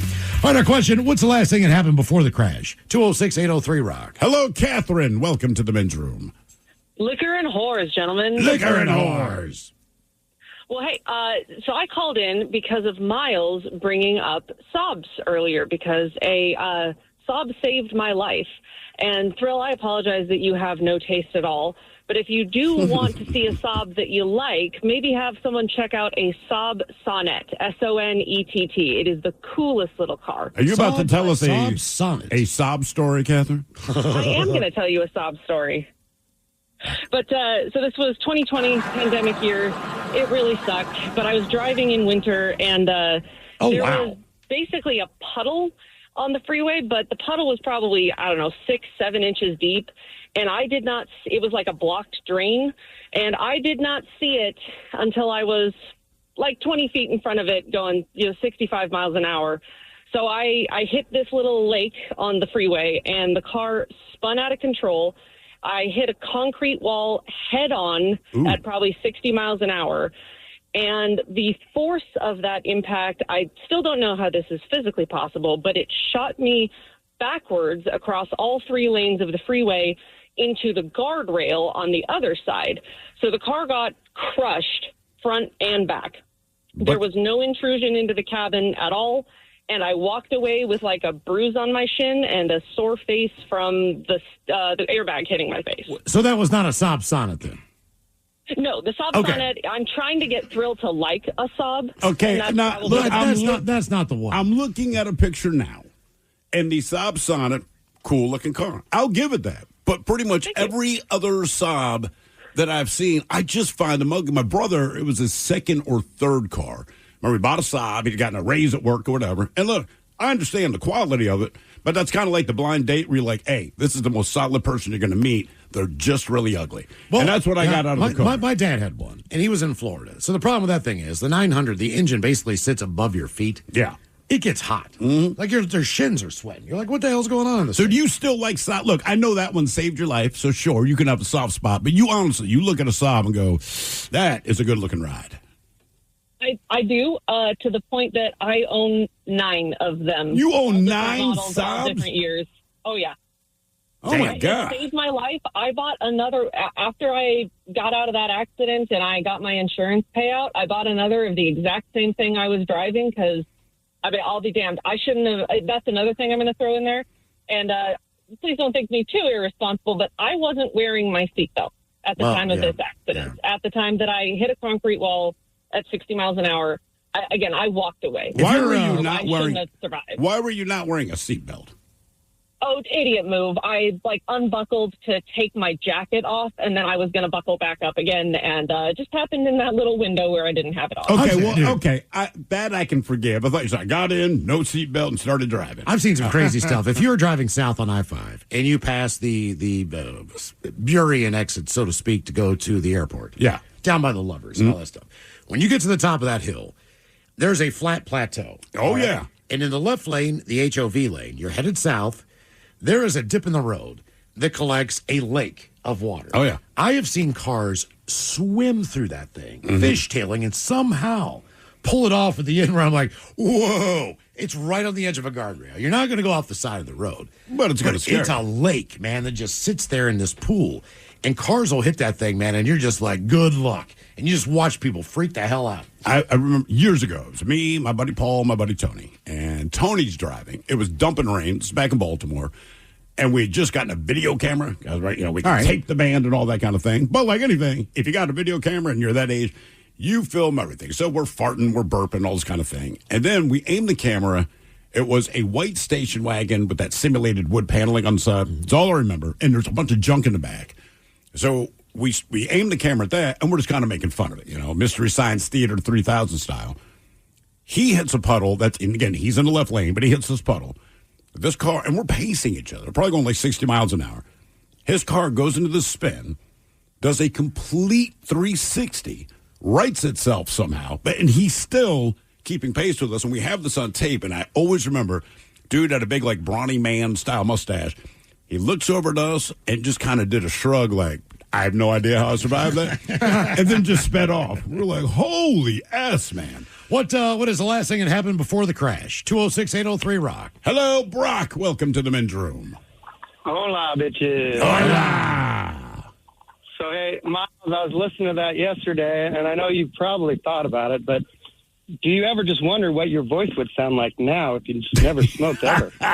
You know, I know my voice would have changed over time because most people's voice does. I don't think it would have changed with the severity that it has. I just can't. It changed to the point. I've been working with a man for over 20 years, and I'm like, who is interviewing? That's the young, good-looking Miles. I know you were young. This is the old, fat, ugly Miles. Yeah, you know. That's what happens when you get older. You get uglier, you get fatter, your voice sounds like crap. Yeah, I mean, it all goes downhill. You were honest about it yesterday, though. Oh, yeah. Don't smoke, kids. So, this is back in the late 80s. I went to Central Washington, and in April, there in Wenatchee is Apple Blossom. So there's this big, huge gathering, and a bunch of kids go, and it's a good time. So me and three buddies go over, and again, this is the late 80s when I'm doing a lot of coke. So yeah, sure. We go over. We have a great evening. You know, it's like lines of cars going up and down the strip and, you know, a good time. Try to find a motel. We can't find a place to crash. So we decide to drive back to school, which is a couple hours. Well, we meet a couple girls. They decide to come back with us. They're from Wenatchee, but they decide to come back. And my buddy gets one of the girls in his car, and she's in the front seat. It's a little MR2. And so we start heading back. The other girl jumps in our car. Well, this is like 6 a.m. We're going over Blewett Pass, and the girl in the back seat's sleeping, and me and my buddy are driving behind my friend, and we decided, we're going over Blewett. Let's just do this last line. Sun's coming up, you know, a good time. And so we just finish up, and as we come down the pass, my buddy, all of a sudden, he fell asleep and started to go down into the ditch. That is not good. And then he woke up, and his reaction was to swerve out of the ditch, and it just flipped him. And so he's just doing roll after roll after roll in this MR2, and it's right in front. Wait a minute, hold on. It's like, did he cross over to the stream side on the left, or did he stay on the right hand side? No, it was the same on the right side, so he didn't really get out of the ditch. Okay. He kind of caught the end of it and then just flipped it. Well, after he was rolling, it was still in that ditch, and he ends up upside down. And it's like out of the movie, like everything's in slow motion. We jump out of the car. You can hear the rim spinning still. You know, our foot's running up to see if he's okay. And he ended up, they were just fine because when they were doing that roll, it never hit the roof of the car. It just smashed the trunk and the front end, and it never touched the top. And the girl in the passenger seat, she didn't even have a seatbelt on, and he said he threw his arm across and like held her with her arm to keep her from flying out of the car. Yeah, I'd have told you the same thing, and I'd be lying too. That Wenatchee side of Blewett is you got to pay attention. Oh yeah, for sure. That's where I killed that family of quail. Is that where it was? Oh yeah. Oh, no. Yep. Exactly. Then the quail said the same thing. Hey, pay attention. What's the last thing that happened before the crash? 206-803-ROCK. Hello, Skyler. Welcome to the men's room. Hola. Hola. All right, so I was in an Uber on the way to a Mariners game, right? I had taken the same Uber home from work, had a quick stop to grab my jersey. And on the way there, I went, man, this guy kind of speeds, kind of erratic. Not sure I want this guy, but whatever. I don't want to pay extra for a new driver, right? Yep. So crossing this busy intersection, doesn't look off his right side, his passenger side. And the second he started going, I went, nope, that's too close. It's going to hit, bam. Hit the rear passenger side right where I was sitting. Ooh. Did it do any damage to the car? What's the next move? Oh, both cars were absolutely totaled. And were you okay? Yeah. I somehow got out of it with a bruised shoulder and actually competed in a karate tournament 2 days later. Well, that's going to kill your insurance settlement. But I'd be like, I can't do it, man. Give me money. Did you make the Mariners game? I did not. I kind of looked around after that and went, I kind of just want to go home. Now, do you have to stick around for the cops to show up and give your side of things? Or do you call another Uber? I stayed there to talk to the fire department because one of the cars started smoking. Okay. And after they cleared me, I just got a complimentary Uber home. Oh, really? Oh, you can call and get that. What does one know? Now, do you have to make that call, or does the Uber driver say, hey, man, go ahead and give this guy a freebie? So after a little bit, if you're completely stopped, after a little bit, the app or whatever will go, hey, we've noticed you're stopped for a while. You okay? Okay. And I said, nope, got into a crash.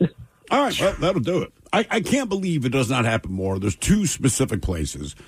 Ted, you'll at least agree with me on one of them. If you pick up the express lanes going north from downtown off of 5th, crossing the Columbia Tunnel. Yep, I've almost died there. If you were getting on there is a yield sign, and they are not effing around. And the Uber drivers, I don't know if it's universal, just all of them, I don't know if they just ignore it, if they do not see it, but I will always say out loud, hey, man, there's a yield up here, make sure you do it. And even then, it's only about 50%. I've almost collided with cars, probably, again, 50% of the time. It's like, honest to God, man, they have the right of way, and they're already going at speed. Right, so because they're pull across Fifth Avenue, so they're Right. already They're coming got up it. to speed. I mean, the last time I was in an Uber and I told them how to take that, literally, I was like, you have the yield sign, you have the yield sign. You have the yield! Yeah. Like, Well, also, stop! Ted, right here. So when you get on the express lanes. That's what we're talking about. Oh, yeah. You Yeah, can't that's see it exactly because right. it's sprayed over by graffiti. So it's kind of a little It bit hard to says see, but yield. it's still there. You know It's what there. it It's is. still there, but Yeah. people just If I zip right spray I'm through. in the paint back over a going, st- you have a yield sign, you have a yield sign. Like, that's what I'm saying. And it just kept going, and I'm like, yeah, I had to scream at him. And he's like, oh, I'm so sorry. It's like, That's what I'm saying. like, what do we just not look at signs when we get on stuff? And also, if you are headed east on 130th Street and you plan on getting on the 5 there, it's all messed up right now because of light rail, but you have the yield. If you're headed east and you get on there, you have a yield. Oh, yep. It's not a full stop, man. Just yield. And no one pays attention to that one either. Jesus Christ. Like, how did you pass your driving test? Because it ain't just about driving, right? You got to know what signs mean, and yield is not some absurd sign. We know what it means. Just freaking yield. What's the last thing that happened before the crash? 206-803-ROCK. Obviously, I've almost been hit multiple times in these two locations, and that's why I'm passionate about it. Jesus Christ, man. Getting on that express Just lane. slow down for a second and look. That's really all you got to do. And the thing is, you got to get out to the point where you can see them. You got to Because see you 'em. really can't see them till they're No. right there. But it's like, if you just keep going, like, you're getting in an accident. God, I clench my ass every single time. Like, here we go. This is it. This is a big one, Elizabeth. Hello, Chris. Welcome to the men's room. Hola. Hola. So, kind of to set the stage for this one, I was 15 and a half, and I just got my permit. There was this gal I used to babysit for. She was a heavy alcoholic, and she had a couple of DUIs under her belt. Well, needless to say, she had a blow and go. And to add to insult to injury to that, she also had a ankle monitoring alcohol monitoring anklet. Jesus. And when they put it on her, her foot was broken. And I don't know who was paying attention, but, when the swelling came down, she could slip it off and, pass it on to me because I was just an idiot trying to have a good time. And so I was wearing this alcohol monitoring anklet on my wrist. And I'm driving her Dodge 2500. And we come up to this intersection, which is it's out in Skagit. It's got a big angle to it, and you couldn't see the oncoming traffic with the pillar. So I looked to my right, or my left. I didn't see anything, and I just went for it, and some poor old gal about in her 80s hit me right in the front driver's side wheel. And that scared the hell out of me. I bet it And, did. me being, 15 and a half, I tried to run. I started taking off down the road. I had no idea. And I really didn't know what I was doing, but I was able to calm down. And the the wheel was dragging on the truck, and I turned it around and was able to come back. I got out of the vehicle, parked it where the accident happened, and, waited for the cops to come. And I'm sitting there just like hyperventilating. They even had to give me a bag. It was that bad. Sir, the cops had to say, son, calm down, man. But when the accident happened, the owner, she had a beer in her hand. And let's just say it went all over me. Oh, no. So you smell of alcohol. Yeah. And plus on that, we were on a beer run trip, in influencing the alcoholism. And so there was broken bottles in the back of the truck. There was alcohol in the front.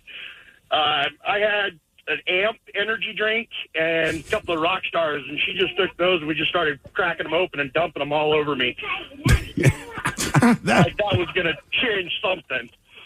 But at the end of it, I don't know how it all worked out. They breathalyzed me. I blew zeros. But, you live and you learn, and you don't wear somebody else's alcohol monitoring anklet, and you don't blow in their breathalyzer. You are correct on both of those. Yeah. Wow. Jesus, man. You just, at the point... It's 15. You're 15. I know, not him. But at the point that someone needs the Blongo and an alcohol-specific ankle bracelet, how about they can't drive? So how about that? If you don't trust them that much, why don't you just make it easy? You can't drive. Or you got to sit in jail for a while. If you feel that they are that big of a threat, then don't let them drive. I'm trying to think, what's the situation where hey, man, that guy is super, the Uber. Hey, you earned the right to be in this position. I know what you mean, but it's you earned the right, because you don't get all that on the first time. Now. Yeah, so I'm just saying, by the next time you do it, you kind of say, okay, work is not that important to you to get to. So now, don't worry about it. What is the last thing that happened before the crash? 206-803-ROCK. But I'm an Uber driver. Hello, Todd. Welcome to the men's room. Gentlemen, hello. Hola. May I get off my ladder here? Yes, please do. Second, guys. Hello, guys. Good to talk to y'all. Yeah, man. Hey, first, I'd like to say thank you all so much, and the staff at KSW, for all the incredible tributes for Ozzy. Absolutely touched all of us, and your tributes have really been meaningful for all of us to feel exactly how Ozzy affected all of us in our lives. Yeah. I mean, it's easy when you're honest, man. Anybody who's a fan, I mean, they know. You know. Absolutely. Also, just listen to a day's worth of Ozzy, dude, I could listen. That was kind of awesome. I mean, let's admit it. That was pretty awesome. I was like, yesterday. Castle's actually playing bangers today. This is kicking ass. loved it. I didn't hear any loved Green it. Day. This is the best day of my life. Seriously. Ozzy, thank you. Thank you guys so much. Yeah, man, absolutely. So my crash story is not so dramatic. It's not so, eventful, but I'm not the smartest guy, but bringing this back to the Ozzy theme, living your life as fully as you choose to. I brilliantly took up motorcycle racing at the age of 50. Oh. 5-0. Okay. Dirt or a track? This is track. So this Okay. is on concrete Gotcha. circuits. This is kind of like the knee down kind of sport bike stuff. Okay. And not the smartest thing to do when you're my age. I'm Thrill's age at this time. And I've crashed my bike maybe 20 times. Was it still, could you pick it up? I mean, the way you spilled sideways, was it still drivable? Some of them. not all of them. Okay. Right. So, yeah, some of the crashes are rather mild. You just slide, and, it's called a low side. And then other crashes are a little more dramatic, where the bike flips, you tumble, and those are a little more hazardous to health and good outcomes. Yeah. But anyway, just in the vein of reflecting on Ozzy, doing what you want to do, living fully, taking the chances, taking the risks, suffering the consequences. It's all good stuff. You're not wrong, man. I mean, if that's what you decide to do, it's hard to argue with. It looks like those are some of the best motorcycle crashes that are possible in the motorcycle world. Did you see the guy in California You're over sliding the on your weekend? butt. It looks like, you got your crap together. Those guys pop up and stand up. Did you see the guy in California over the weekend? No.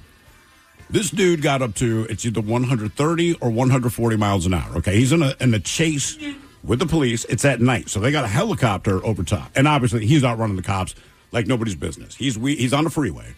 He's weaving in and out of people. When you see this accident, he clips the back left tire of a car in front of him. He's trying to get around. All you see are sparks sliding down the road for however many feet it is when you're going 140 miles an hour, okay? So as you're watching this on the local news, they said, now look, normally we don't show you things that graphic. They pan back. When the dude hit the car, believe it or not, he ended up on the trunk of the car.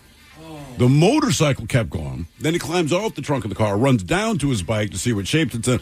And then when the cops get there, he just dropped to his knees, put his hands up. But I was like, you've got to be kidding me. And you had to watch the video a couple times. You see him flop onto the car. The bike just, it was unbelievable. I'm like, how in the hell is he alive? And they're like, he's alive because he wasn't on it. Who Sucks Last coming up at 4:30, and we've got your emails on the way next from the men's room at KISW.com. You set the gold standard for your business. Your website should do the same. Wix puts you at the helm, so you can enjoy the creative freedom of designing your site just the way you want. Want someone to bounce your ideas off? Talk with AI to create a beautiful site together. Whatever your business, manage it from one place and tie it all together with a personalized domain name. Gear up for success with a brand that says you best. You can do it yourself on Wix. You may have experienced it already. You go out to eat and see an egg in an open kitchen, or you read the term, "from the big green egg," on the menu. The big green egg is the important flavor enhancer in the restaurant industry. Come on by Innovations for Quality Living, located on James Street, and find out more about the big green egg. Ready to explore Europe the striped way? Then fly with Condor Airlines. With non-stop flights to Frankfurt, Germany, it's easy to connect to vibrant destinations across Europe. Whether you're sipping espresso in stylish Milan or raising a stein at Oktoberfest in Munich, Condor makes your journey just as enjoyable as your destination. With spacious cabins and relaxing service, your vacation starts the moment you board. Fly the striped way. Visit condor.com today. Presented by T-Mobile, the official wireless partner of Odyssey Sports. With an awesome network and great savings, there's never been a better time to join T-Mobile. Visit your neighborhood store to make the switch today. Hate doing cardio? Try brushing and flossing your teeth. I'm not talking about building up a sweat. I'm talking about building a healthier mouth for a healthier heart for a healthier you. Smile Generation trusted dentists look at your care through the lens of the mouth-body connection, because what happens in the mouth plays a critical role for the rest of your body. To find a dentist near you committed to treating all of you, visit smilegeneration.com/confidence today and live longer, healthier, and happier with confidence unleashed. When you haven't found love, it can feel like everyone else has. It's in every movie, every song, and all the PDA. Looking for love sucks. Thankfully, California Psychics can give you the guidance you need to find the one. We guarantee if your reading isn't life-changing, it's free. And new customers receive 20 minutes for just $20. Visit CaliforniaPsychics.com and experience the joy of certainty. California Psychics. This is a real review from an airport or shuttle passenger. I like taking the airporter down to Seattle. It makes the whole trip way less stressful. Comfortable buses, convenient pickup locations, and fair prices. See for yourself why our passengers love Bel Air Airport or Shuttle. Visit airporter.com to book your trip today. Ready to explore Europe the striped way? Fly Condor Airlines nonstop to Frankfurt and connect effortlessly to most European destinations. Relax and start your vacation in comfort. Fly the striped way. Visit condor.com today and book your next adventure. We return to the men's room with Miles and Thrill. Who Sucks Last is coming up. A first time for a few emails to the men's room at KISW.com.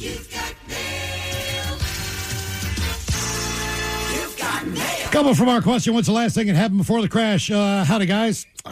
Sitting at a red light waiting to turn green in my 1965 Ford Galaxy. First car I bought with my own money. That's a big-ass car. It just, as I looked in the rearview mirror, I hear screeching tires, and then the car plowing into the back of mine. I was not too injured, more shook up than anything. I get out, and there sat this girl picking up all of her makeup that was all over her car. She said she didn't see me due to the fact that she was putting her makeup on because she was late to work. Oh, also had no insurance. Luckily, there was someone home at the house across the intersection and said they called for police and tow trucks. I really love that car. I bought it from my high school teacher. It belonged to his mother. There was not a dent or scratch on it. Never got it repaired. It went to the junkyard. That from the Elk Plain Drifter. If you knew how big that car was. They call it a Galaxy because that's about the size of it. Yeah. Guys, exactly 1 year ago, I quit smoking on the upcoming Saturday. Decided to see my favorite afternoon radio show at the 80884 Pub in Bremerton. Uh-oh. Crossed the Hood Canal Bridge and proceeded south on Highway 3. 1 mile later, I had a grand mal seizure. Basically, a coughing, sneezing attack and lost consciousness at 50 miles an hour with the cruise control on. Oh. I wish there was video. It was probably Hollywood spectacular. Went down into the ditch, up a berm, and back down into the ditch, whereupon my rear end passed up my front end. I did a full Indo flip with a twist and landed on all fours facing north. Even the stater was impressed. He asked, "Which way were you going? South? Do you know which way you're pointing? North." He steps back, looks at the plane crash debris field, and goes, "Damn." That from Bernie. Pictures of Bernie look like he was pretty messed up, too. Yeah, I saw that, man. Here's a good one. Yeah, he was jacked up. 2002, driving east on the Oso Highway. Foggy, therefore we were driving a bit slower. Halfway to the family's home, suddenly a cow appeared in the middle of the road. I was in the back seat and yelled, "Cow!" About 1 second before we hit it. It rolled over the top of the car, smashed the windshield to within mere inches of my girlfriend's face. Once we came to a stop, her cousin and I get out of the car thinking that we would move the cow out of the road so that no one else hit it. Brilliant thought. Let's move a cow. That may or may not have, he might have been a little pissed. Fortunately for us, the cow had walked about with an injured leg. Later, we found out it had to be put down. Oh. More of the story, moral beef. It's what's for dinner. That from Matt. As we move on to the birthdays, brought to you by Men's Room Roasted Red Salsa from San Juan Salsa Company. Dip responsibly. All of y'all want to get a birthday shout out to my daughter, Ariella. She's turning 12 today. Smart, responsible, and gifted in everything she does. Love you so much and so proud of you. How about a couple farts, a happy Chinooka, and Coach Ted ramping her up about binge watching anime. Thank you, you dinosaurs. Love Dad and the family.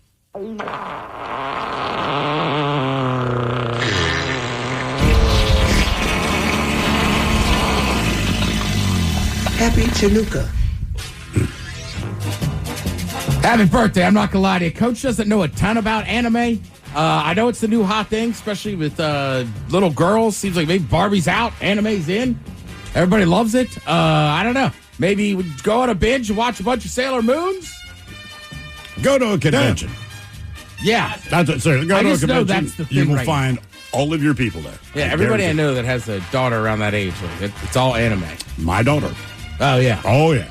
This is from the lovely wife, Hallie. Hey, guys. Hey. I forgot to send an email in for my husband Charles's birthday on the 22nd. Oh, nice work. You forgot? Wife of the year. Wow. Now I don't do that. You have to wait till his 30th. That's a shame. It really is. Because it'll be worth the wait. Oh, well. I don't know. Did you get him a cake or anything? I mean, anything? Did you hook him up? Is there a card? I mean, I know how you can hook him up. Yeah. You can make everything better. You have that power. Mm-hmm. Ola guys, please help me wish my husband and better half Peter, pronounced Pete, a very happy 59th trip around the sun. Hard to believe, but we've been together over half of our lives. He still makes me laugh every day. Sending much love and hope to celebrate many more birthdays together. Could you start off the celebration right with some green beans? Your penis is too small, and the captain talking about how to navigate the indignities of old age.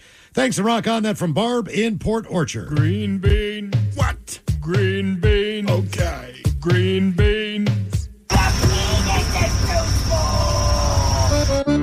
Ooh, well, ahoy then. Happy birthday. You know, when it comes to us mascots, the oldest among us, and I think you can tell, is the Quaker Oats Man. And I know you're thinking, who's the Quaker Oats Man? Well, for a lot of you, it's the person who you think is Barbara Bush. But that is, in fact, the Quaker Oats Man. And, well, he says one of the greatest indignities of getting old is looking old. So he changed his wardrobe, and that's why he dresses so stylishly. Crunch berries. All the sexy bitches. Today's my mom, Shireen, 69th. Nice. Trip around our flaming doomstar. Nice. Let her know what a badass she is and how thankful I am to have her.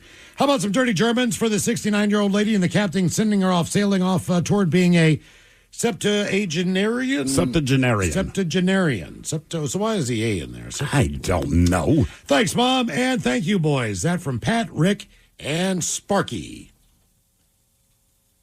Yeah, we are waiting for our music. I'm trying to get there. Yeah, you're so excited because she's turning 69. I know what you're thinking. You're thinking the same thing that we are, that tonight we celebrate by doing the position. But not with her. I'm doing it with Sparky. Yeah. I hope that's not the dog.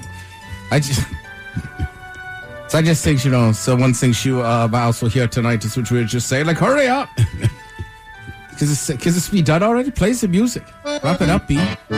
Ooh, well, ahoy there. 69 years old. Obviously, us mascots are going to celebrate on your own behalf. It's just what we're willing to do, but you're not quite a septuagenarian yet. But I'll tell you one thing about the captain. I'm a vegetarian. Grungeberry. Of course he is. All right, guys, here you go. Happy, happy, happy birthday. Happy, happy, happy birthday. Happy, happy, happy birthday to you, to you, to you. Ja, the Dirty Germans, brought to you by Men's Room Original Sausage. Available through Uli's World Famous Sausage, mensroomlive.com, and other fine retailers. Schweinefleisch. Now, the Men's Room wants to know, who sucks last? Hey, time for Who Sucks Last. Stephen Thrillhill, you bring us 3 stories from the news each and every week. They all suck. It is up to us to determine, though, out of the 3 stories, which one sucks the least. Now, if you happen to like KISW on Facebook or follow us on X or Instagram, the debate is already underway on Who Sucks Less. Yes, indeed, and today we have 3 different stories for you. We have music bingo, we have truth serum, yes, truth serum, and we have DNA. It's dynamite. But let's start with the story you might remember from earlier this week, or late last week. Either way, our very own Mike Hawk brought us the story of a now settled lawsuit that says that a surgeon and the anesthesiologist played a music bingo game during a routine eye surgery, which caused them to miss the critical signs that their patient was no longer breathing.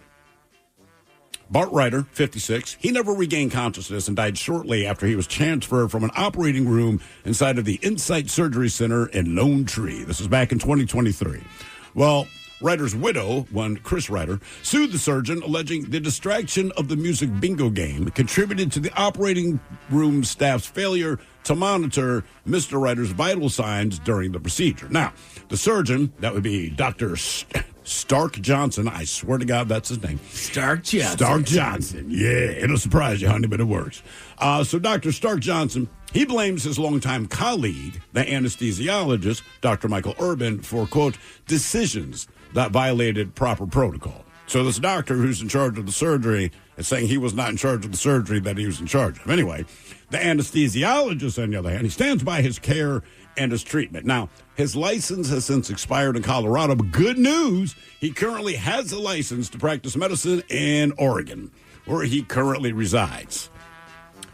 However, the widow remains a little incredulous. Quote, my son is without his best friend. I'm without Bart, who is my guy. Yeah, it makes me angry. It makes me sad. So the cataract surgery, the second of 2 scheduled within months of one another, was performed at the Insight Lone Tree operating room and was scheduled to last a little more than 10 minutes. That's it. Quote, we weren't thinking there was a whole lot of risk. That's according to the wife. Well, unknown to her at the time, it had become routine, according to court documents, for Doctors Johnson and Dr. Urban to listen to music during surgeries. That in among itself, not a big deal. Now, the bingo game, that involves Doctors Urban and Johnson playing mostly 70s and 80s music and then attempting to tie bands involved to the letters B, I, N, G, and O. So as an example, if the 70s group, the Bee Gees, were to sing a song, that would be the letter B. And this is according to the anesthesiologist. Say, hey, you get out to play it. Quote, were you keeping score on February 3rd, 2023? That's what a lawyer asked him. He says, I believe so. Well, the lawyer says, when did the game get started?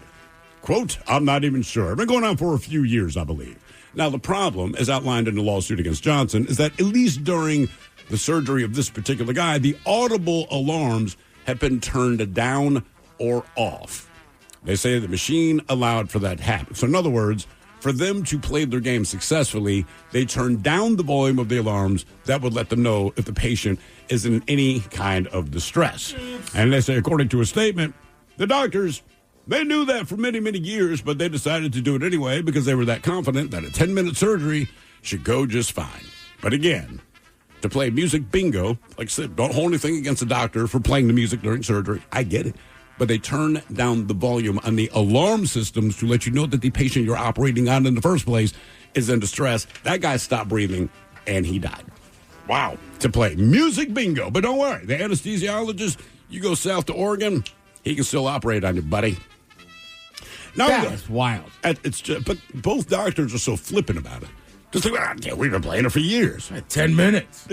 Right. That's like telling the cop, dude, I drive drunk all the time. I don't know why you're so mad. Right? Yeah, I had 10 beers. Back off, dude. Come on, I usually have 12. Now we go to China, where Chinese media, they recently reported the strange case of a Shanghai man who ended up in prison for mixing a, quote, truth serum in his coworker's drink on multiple occasions so that he could find out his coworker's work plans. Spoiler alert, they don't know why this guy thinks that his coworker had these deep work plans, but the guy believed that his coworker did. Anyway, the man, surnamed Lee, he came across the so-called truth serum during a business trip, and he was intrigued by the vendor's claims that only a few drops can untangle anyone's tongue and reveal all their secrets. So he bought the miracle product and decided to use it on his colleague Wang, whose secrets he wanted to learn. And no one knows why. Yes, Wang. Now, during a dinner with Wang, Lee poured a few drops of the serum into his colleague's wine and beer. But that just caused him to feel dizzy and confused, but so much so that he sought medical attention over the next couple of days. However, Lee did not achieve his goal of learning what Wang's work plans were, so a few months later, during another dinner, Lee, once again, used the truth serum, and once again, mixed it with beer. And once again, it caused his colleague to experience dizziness and vomiting. A month after that, Lee used the truth serum for a third time during another night on the town with Wang, causing him to seek medical attention for the second out of 3 times after experiencing the exact same symptoms. But in that moment, Wang realized that he only experienced these symptoms when he's gone with his colleague, so he started to suspect foul play. Well, Wang had his blood and urine tested. The result came back positive for sedative components, specifically clonazepam and xylazine. Anyway, both are potent central nervous system depressants. Well, he went to the cops with the evidence, and when they raided Lee's home, they in fact found a mysterious truth serum that contained the exact same ingredients they found in his blood. So confronted with the evidence, Lee confessed to spiking his colleague's drink with the truth serum, hoping, again, to learn his secret work plans. Well, recently, the Shanghai District People's Court, they found him guilty of inducing drug use through deception and sentenced him to, how long do you think? In China? Yeah. 2 years. 3 years and a $1,400 fine. Jesus. That'll teach him. Now we go to the United Kingdom, where a woman managed to prove that the father of her child had colluded with a DNA test lab employee to fake his paternity test and avoid paying over $125,000 in child support. So that her partner broke up with her just 3 days after giving birth to their son back in 2022. That was bad enough. But what came next was an even lower blow for 31-year-old Chelsea Miller. Her ex, Sheldon, he started denying that he was Louis' father and then asked for a paternity test. But at the time of the breakup, Sheldon stood to save $125,800 if the DNA test came back negative. But his ex wasn't worried because she always knew that that's the father of her child. Well, Miller may have known that Sheldon was the child's father, but in the eyes of the court, the DNA test was irrefutable evidence of the opposite. 31-year-old, he didn't give up, though. She didn't give up. Instead, she managed to persuade her ex's mother to provide a sample of her DNA to another lab, which showed that this guy, Louis, was in fact her grandson, thus linked to Sheldon, linking Sheldon to the baby. You follow me? So she went to the mom, said, "Can I get your DNA, take it to a different lab?" And it's easy to track through that. So the result had thrown a wrench in Sheldon's plans, and there was nothing left for him to do but admit to faking the paternity test to get out of paying child support. Now, apparently, he had asked his aunt, who knew someone at a DNA lab, to help him avoid responsibility. That someone was only known as Robert P., who later admitted to swapping Sheldon's DNA sample with his own to skew the test results. 38-year-old man admitted his guilt, but there's no proof that he received compensation for his help. So I guess somehow that's an out. Anyway, both accomplices pleaded guilty to conspiracy to commit fraud and received sentences of 50 weeks for the actual father, 33 weeks for the lab assistant who switched it out. As for the mother, she expressed her disappointment with the level of unprofessionalism displayed by the DNA lab worker who assisted her ex-partner. So those are your stories. I mean, between the guy getting out of paying child support and then the surgeons letting somebody die, like, I know that, unfortunately, Truth Serum guy is doing the most time. Yeah, he is actually out of all three of these. But to me, that seems like the least, right? Nobody died from it? Nobody died, but the first time that he dosed his coworker who has the big secret, the guy was in the hospital for a few days, right? Yeah. And he did it 3 times, man. And again, what is this secret that you think this guy is hiding? Is that guy going to have to pay you back child support? I don't know how it works in the UK. I would imagine there's something he's going to, or at least he'll be on the hook. Keep in mind, the kid's 3 years old now, so even if they don't get him for back pay, they're like, you got the next 15 years. I guess I got to lean there. Child support guy? Yeah, they got busted. They're going to serve their time. Hopefully he'll pay the money back. I think that in this case, no one got hurt. I mean, you're right. And the kid's 3. There's still, like, the mom's still there. Right. There's somebody there. But I don't know. I think Truth Serum guy, for me, sucks the least. I mean, I don't know. I mean, Truth Serum. Jesus Christ. Take your coworker out. I think I just said, get him hammered as you drink club soda. Tell me the truth, Wang. Is that we got it from a vendor. I'm like, a vendor. So like, okay. Debate continues on Who Sucks Less if you follow KISW on Facebook, X, and on Instagram. Okay, coming up at 5:08, we'll drink and toast with a shot of the day. You are listening to The Men's Room. With 11 round trips per day, Bel Air Airport or Shuttle is the most convenient way to get to and from SeaTac. So next time you fly, ditch the stress of traffic and parking. Let Bel Air get you to the airport. Visit airporter.com to learn more. Ready to explore Europe the striped way? Fly Condor Airlines nonstop to Frankfurt and connect effortlessly to most European destinations. Relax and start your vacation in comfort. Fly the striped way. Visit condor.com today and book your next adventure. Presented by T-Mobile, the official wireless partner of Odyssey Sports. With an awesome network and great savings, there's never been a better time to join T-Mobile. Visit your neighborhood store to make the switch today. I'm gonna put you on, nephew. All right, Welcome to McDonald's. Can I take your order? Miss, I've been hitting up McDonald's for years. Now it's back. We need snack wraps. What's a snack wrap? It's the return of something great. Snack wrap is back. Hate doing cardio? Try brushing and flossing your teeth. I'm not talking about building up a sweat. I'm talking about building a healthier mouth. For a healthier heart, for a healthier you. Smile Generation trusted dentists look at your care through the lens of the mouth-body connection, because what happens in the mouth plays a critical role for the rest of your body. To find a dentist near you committed to treating all of you, visit smilegeneration.com/confidence today and live longer, healthier, and happier with confidence unleashed. Men's Room returns with Miles and Thrill.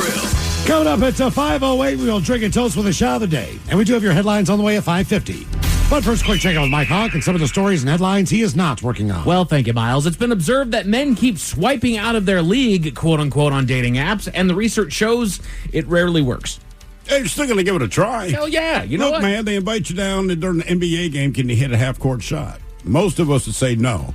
I'm going to offer you some money. You give it a try. That's right. Every once in a while, someone hits a bucket. If you're starving, you throw a line in the water. Yeah, there's no fish in there, but you know what? Maybe there is. And look, we know, but you're going to give it a try. Exactly. Scientists have discovered a sixth sense in your gut that controls how much we eat. Isn't that just like I'm full? Pretty much. Okay. I mean, I guess you can Well, it call takes a sixth little sense. while to get to your brain. It takes. They didn't. I mean, I don't know if that's a old wives' tale or whatever. But they always say like, eat slowly because it takes your stomach a little bit of time. Like it's like I'm not To sure. tell if your brain? I'm not sure if I want to tell my brain yet or not that I'm full. I know. My understanding is that everything in your body reports to the brain. Yeah. Okay, they don't care about anything. Nothing matters to them. They just let the brain know. And then the brain tells that part of the body, like, that hurts.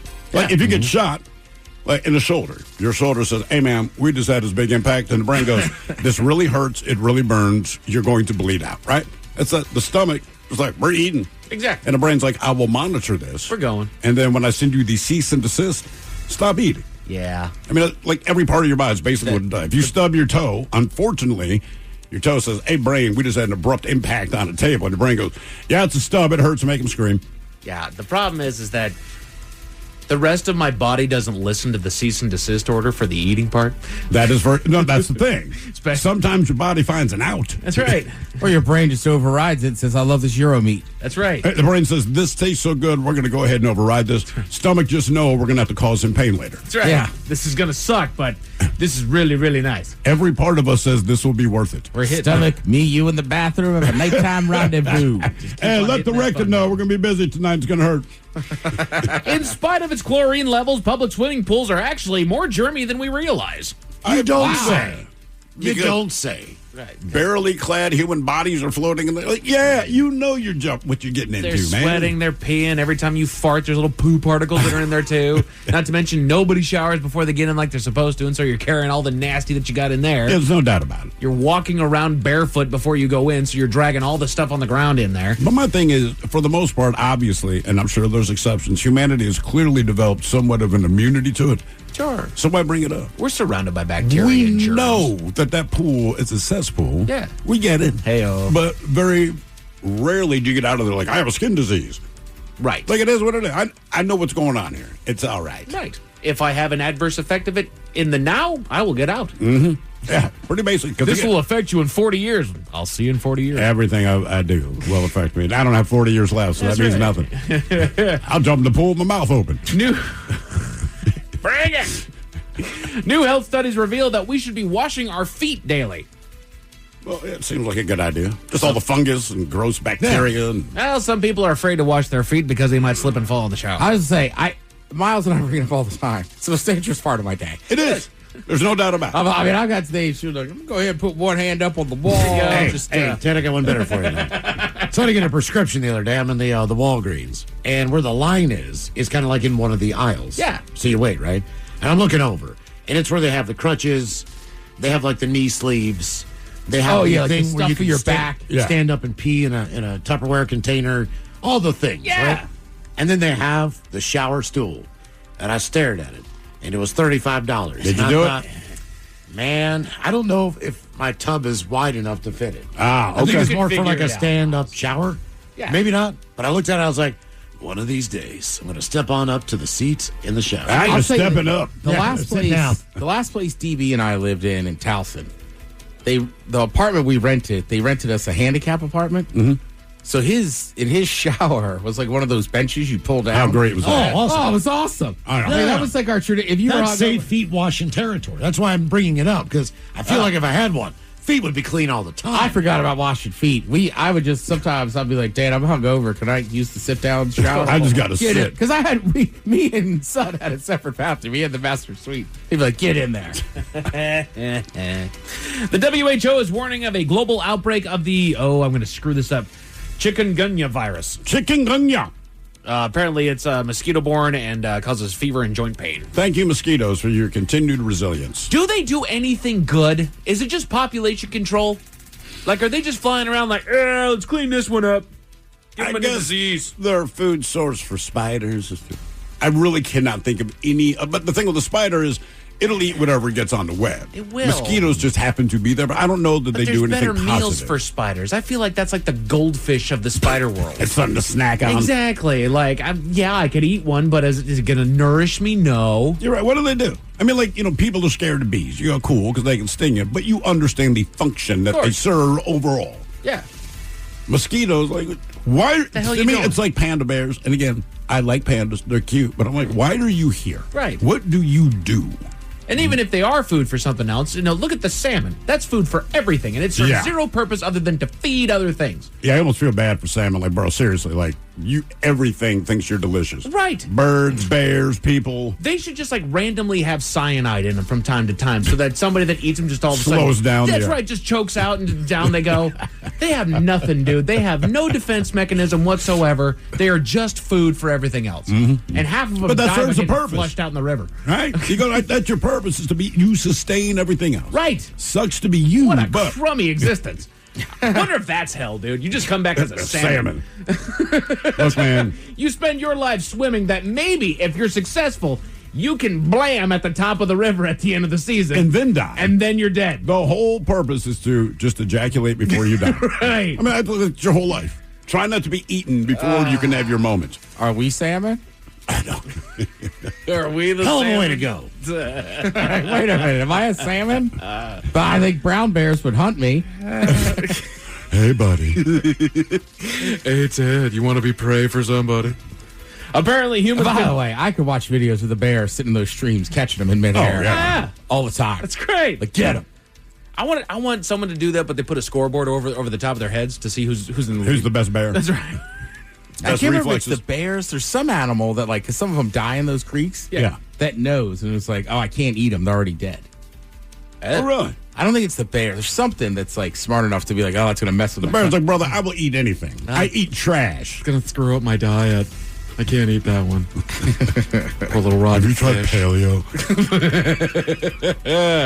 We all know that there's unwritten rules of life, and if you're like me, you wish that somebody would just put them all in one convenient location. Well, guess what, boys? The Men's Room Top 10. The Men's Room Top 10. 10 or more of the best answers to some of the unwritten rules of life. If 9 out of 10 people like you, there's always one that doesn't, and there's nothing you can do about it. Most people are only interested in what you can do for them. Putting everyone else's needs before yours only keeps you at the back of the line. And the only person looking out for you is you. So put that in your pipe and smoke it. Damn. Whore. A little bitter today. Today? Been there for 13 years, man. Yeah, you know. Today. Just it's a little extra spicy today, man. There you go. So these are some of the best answers to the question, what are some unwritten rules of life? Take these as you will. Somebody says, never ever make fun of somebody who is overweight at the gym. Oh, God. Not there. That's a good call. No. You can't, dude, anybody working out at the gym, be happy you see them there. Absolutely. For one of two reasons. They're there, and you are there. Mm-hmm. And if that's the case, then both of you guys are doing the right thing. Can I add the That's unwritten all. rule of let's take the phones out of the gym? If you want to listen to music, whatever, stop filming in the gym. Oh, I don't have that. I just have people on the machines on their phones. Oh, and there come are on. signs up that say, hey, please, don't just look at your phone on the machine. Other Right. people would like to use them. Exactly. That's all. Just get up and move. I know one says, I know you're popular. Right. Because you get off your phone. Like if you want to check your form, or maybe from time to time, if you want, you're feeling stoked on yourself and you want to do a little highlight, fine. But the number of people that are filming everybody else at the gym, That's where it gets weird. That's always been my thing. And I know so many people that do it. Like, I don't even like posting pictures of people no, when they're not paying attention. No. Like, I'm like, don't do that. exactly. But you're right. I mean, I watch Joey Swole. There's a lot of videos. People get all upset, too, when they walk through the video. And it's like, well, you set up a camera. There's space in between. What do you think they're It's going to by the dumbbell rack. You know what? $1 million idea. Let's make a Vanity gym? yes. Or just the vanity section? You know how they have those the interiors of jet planes so that people can pretend like they have the money to hire a private jet. Right. Let's do the same thing for the gym. Let's just have an influencer's gym where there is nothing but great camera angles everywhere. We have cameras that are lined up on these machines so you can just show how ripped you are. That's a what good we're point. gonna do. I like that idea. I'm going to start that business. TM. You might be a billionaire by the end of the That's week. right. Look out for me, man. Some more of you, the unwritten rules of life. If you're wrong, admit it. Yeah, sure. Well, yeah. You know, It's no big deal. You just move on, right? It should be. It should be no big deal. But the problem is that rarely is it, I say it's black. Actually, here it's white. Mm-hmm. It's this gray area where it's like, well, technically you didn't completely prove me wrong. Like I can God. claim some sort of a victory here. Oh, claim that, and you're still wrong. Exactly. Right. And don't be like, all right, right. You're right. Because some people like, well, I'm wrong, but you didn't know that. It's like, yeah, but you're still wrong, and your point was that you were right. Correct. Don't change the point. It was like move the goalpost. That's right. correct. If you're having a bad day, doesn't mean that you have to ruin other people's day. Yeah. That's a big one on me. Like I will be here. I'm here for my friends, and I will listen to you. I'll let you vent it out. I'll help you through this. don't come at me when you're having a bad day. You know, I know you're upset, and I'll hear you out, and I will help you as best as I can with you being upset. But you talk to me about that. You don't vent at me with this crap, dude. Right. I watched two people the other day basically almost wreck each other. Some guy wouldn't let him over, and he's like speeding up next to him, then hopping back and behind him, and it's like, dude, I know you're pissed, and like the first guy should have let you in. You're the right. Zipper merge, he didn't. Like there was no reason not. But it's like you got to take that breath and just let it go. Let it go, bud. Right? Because now you're on the highway racing around each other like idiots, and somebody else can get hurt. Exactly. Always let people out before walking in. This applies to elevators, trains, anything similar. Bus. And look, so once in a great while, you will mess up. I mess up. Mm-hmm. And if you just go, my bad, sorry. Yeah, people get it. Yeah. They even say it on the light rail.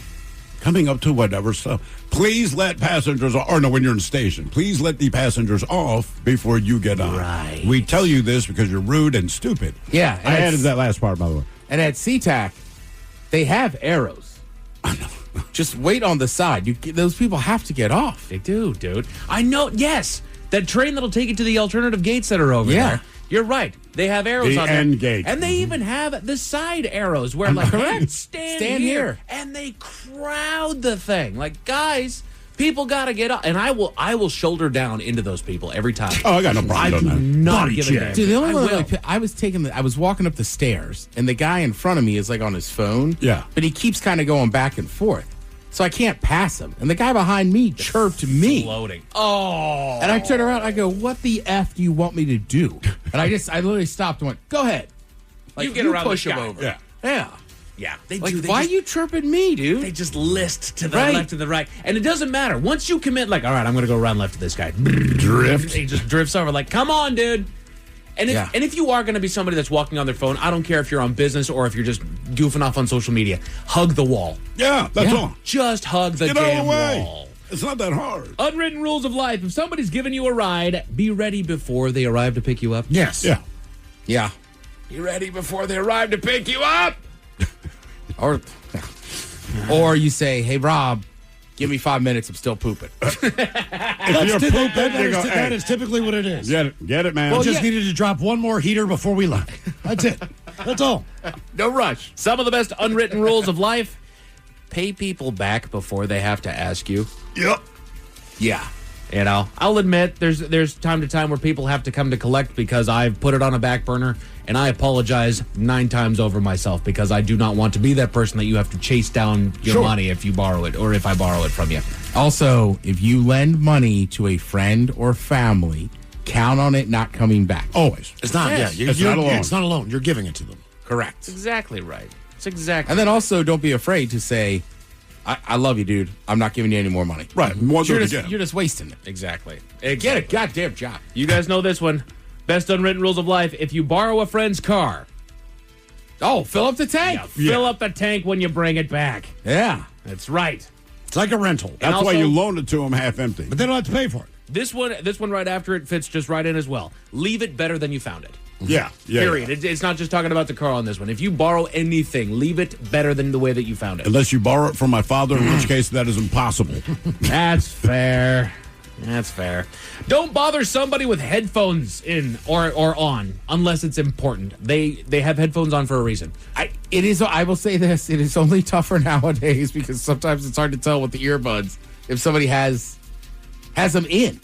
Sure. Like headphones, headphones you can tell. But like earbuds, sometimes I've said, and they're like, "What?" I'm like, "Sorry, I didn't even realize those were in." When I was living in Greenwood, man, I'd take the bus to work, and at some point, you just want to drown out the noise, so I put on the headphones.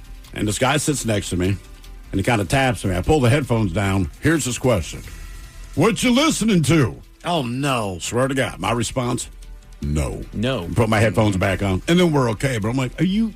You literally interrupted my music to ask me what I'm listening to. You dumb. Maintain personal hygiene regularly. Maintain personal hygiene. I did. Or stay home. I took the bus this morning on the way in. I was even the nice guy. I let this dude in ahead of me. He was sitting on a bench off to the side, and he was there when I got there, so he kind of jumped up to try to blend into the line. So I was like, dude, you got here before me. Go ahead, jump on there. Biggest mistake I had made all day because when he walked up, as he was walking past, I could tell that this guy had not showered in 3 days. See? That's what you get for being nice, I know, and I followed him onto that damn bus, and I ran past where he sat down. Like, I want to be as far away from this dude as I possibly can be because he reeks. See, man, that's the problem with everyone being too nice. And I always go back to Baltimore. Like, when you get on a bus in Baltimore, whatever it is about you, everyone points it out. Keep in mind, these are all strangers, but 70 people will critique you. So Who the hell didn't shower? Damn! That mother effer smell like ass. It's not a joke, man, and it's just, you got to deal with it. And I'll leave you with this last unwritten rule. There's a whole list if you want to go and check it out, but I'll leave you with this one just because I like it. It's dumb, but be the person your dog thinks you are. Oh, I like that. Okay. Right? It's a good lens to go through. Can you live up to that? No, but you know what? You can do your best to try. Even when you're mad at your dog, it's like, but you're perfect, I understand. I'm so Like, sorry. Your friends are kind of like your dog. You invite them over, you feed them, you give them drink, and then if, once in a while, you let them stay inside. Yeah, you're my dog, Ted. Yeah, thanks, dog. In-flight entertainment got a couple arrested on a flight to Florida, Miles. Why is that? How about it at 5:50? Info on the screen up there? No, sir. Okay, gotcha. Headlines are coming up at 5:50. In the meantime, we made it to drinking time. Somebody out there deserves to be recognized. And the men's room knows just who it is. So to you, we say, bottoms up, sailor. You're the toast of our shot of the day. Drink time it is, and as usual, we head to the drink desk. And Steve Thrill Hill to find out who we're toasting. Yes, indeed. And today we toast the Toronto Transit Commission of, you guessed it, Toronto, Canada. The Transit Commission, they're making its fare inspectors act and look more professional by giving them new uniforms and new titles, which is the Provincial Offenses Officers. Because like any major city that has public transportation, you get a lot of people that try to skip paying the fare. It happens everywhere. In this case, they estimate they lose about $140 million a year in Toronto.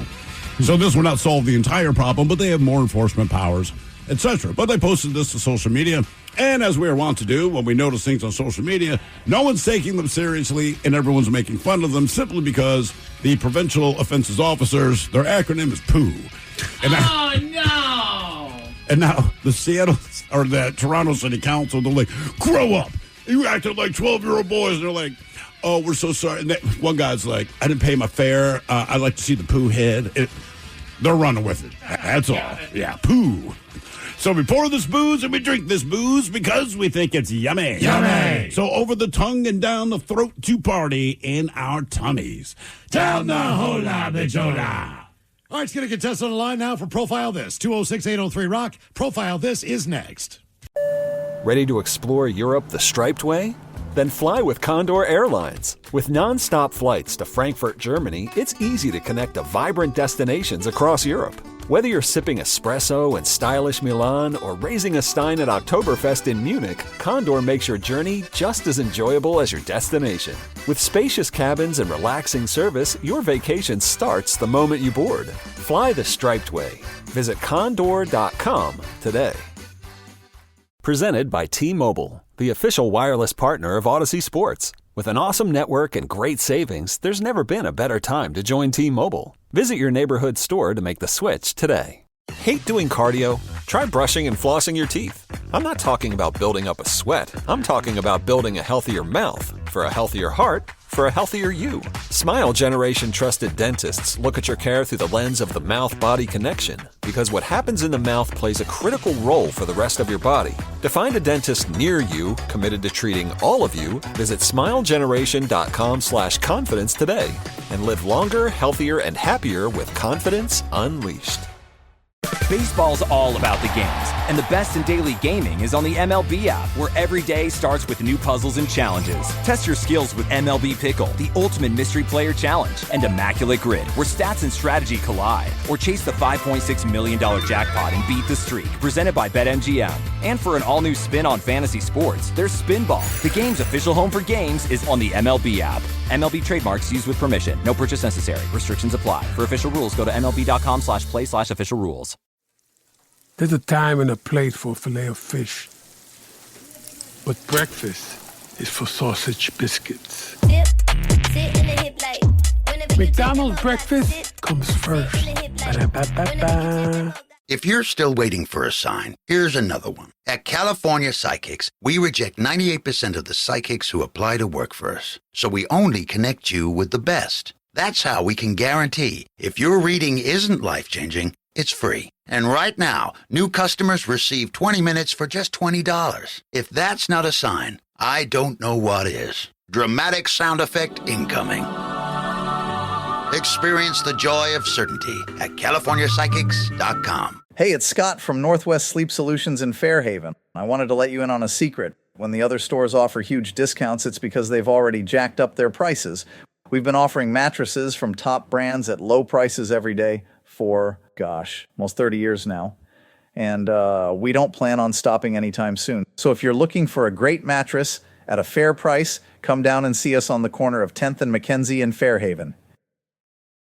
Whether your next summer adventure is a night under the stars or a trip to catch a game, get in on the summer savings on a new Subaru at Kendall Subaru of Marysville. Get low 1.9% APR for 72 months on a new all-wheel drive 2025 Subaru Outback Premium, or lease an all-new redesigned all-wheel drive 2025 Subaru Forester at just $359 per month for 36 months with $359 cash or trade equity to its signing. Your adventures are waiting, and so are the savings. Stop by Kendall Subaru of Marysville today. Kendall, let's start something great. VIN number SH539527, model code SFBA1, MSRP of $32,162, $14.75 per $1,000 borrowed, zero down payment based on 10,000 miles per year with 15 cent fee per mile in excess. Lease in fee of $350. See lease posting at Kendall Subaru of Marysville or call 360-287-4860 for more details. $0 security deposit, all financing on approved credit. Prices listed do not include taxes, title, or license. A negotiable documentary service fee of up to $200 may be added to the sale price of the vehicle. Subject to prior sale, see dealer for details. Offer expires 7/31/25.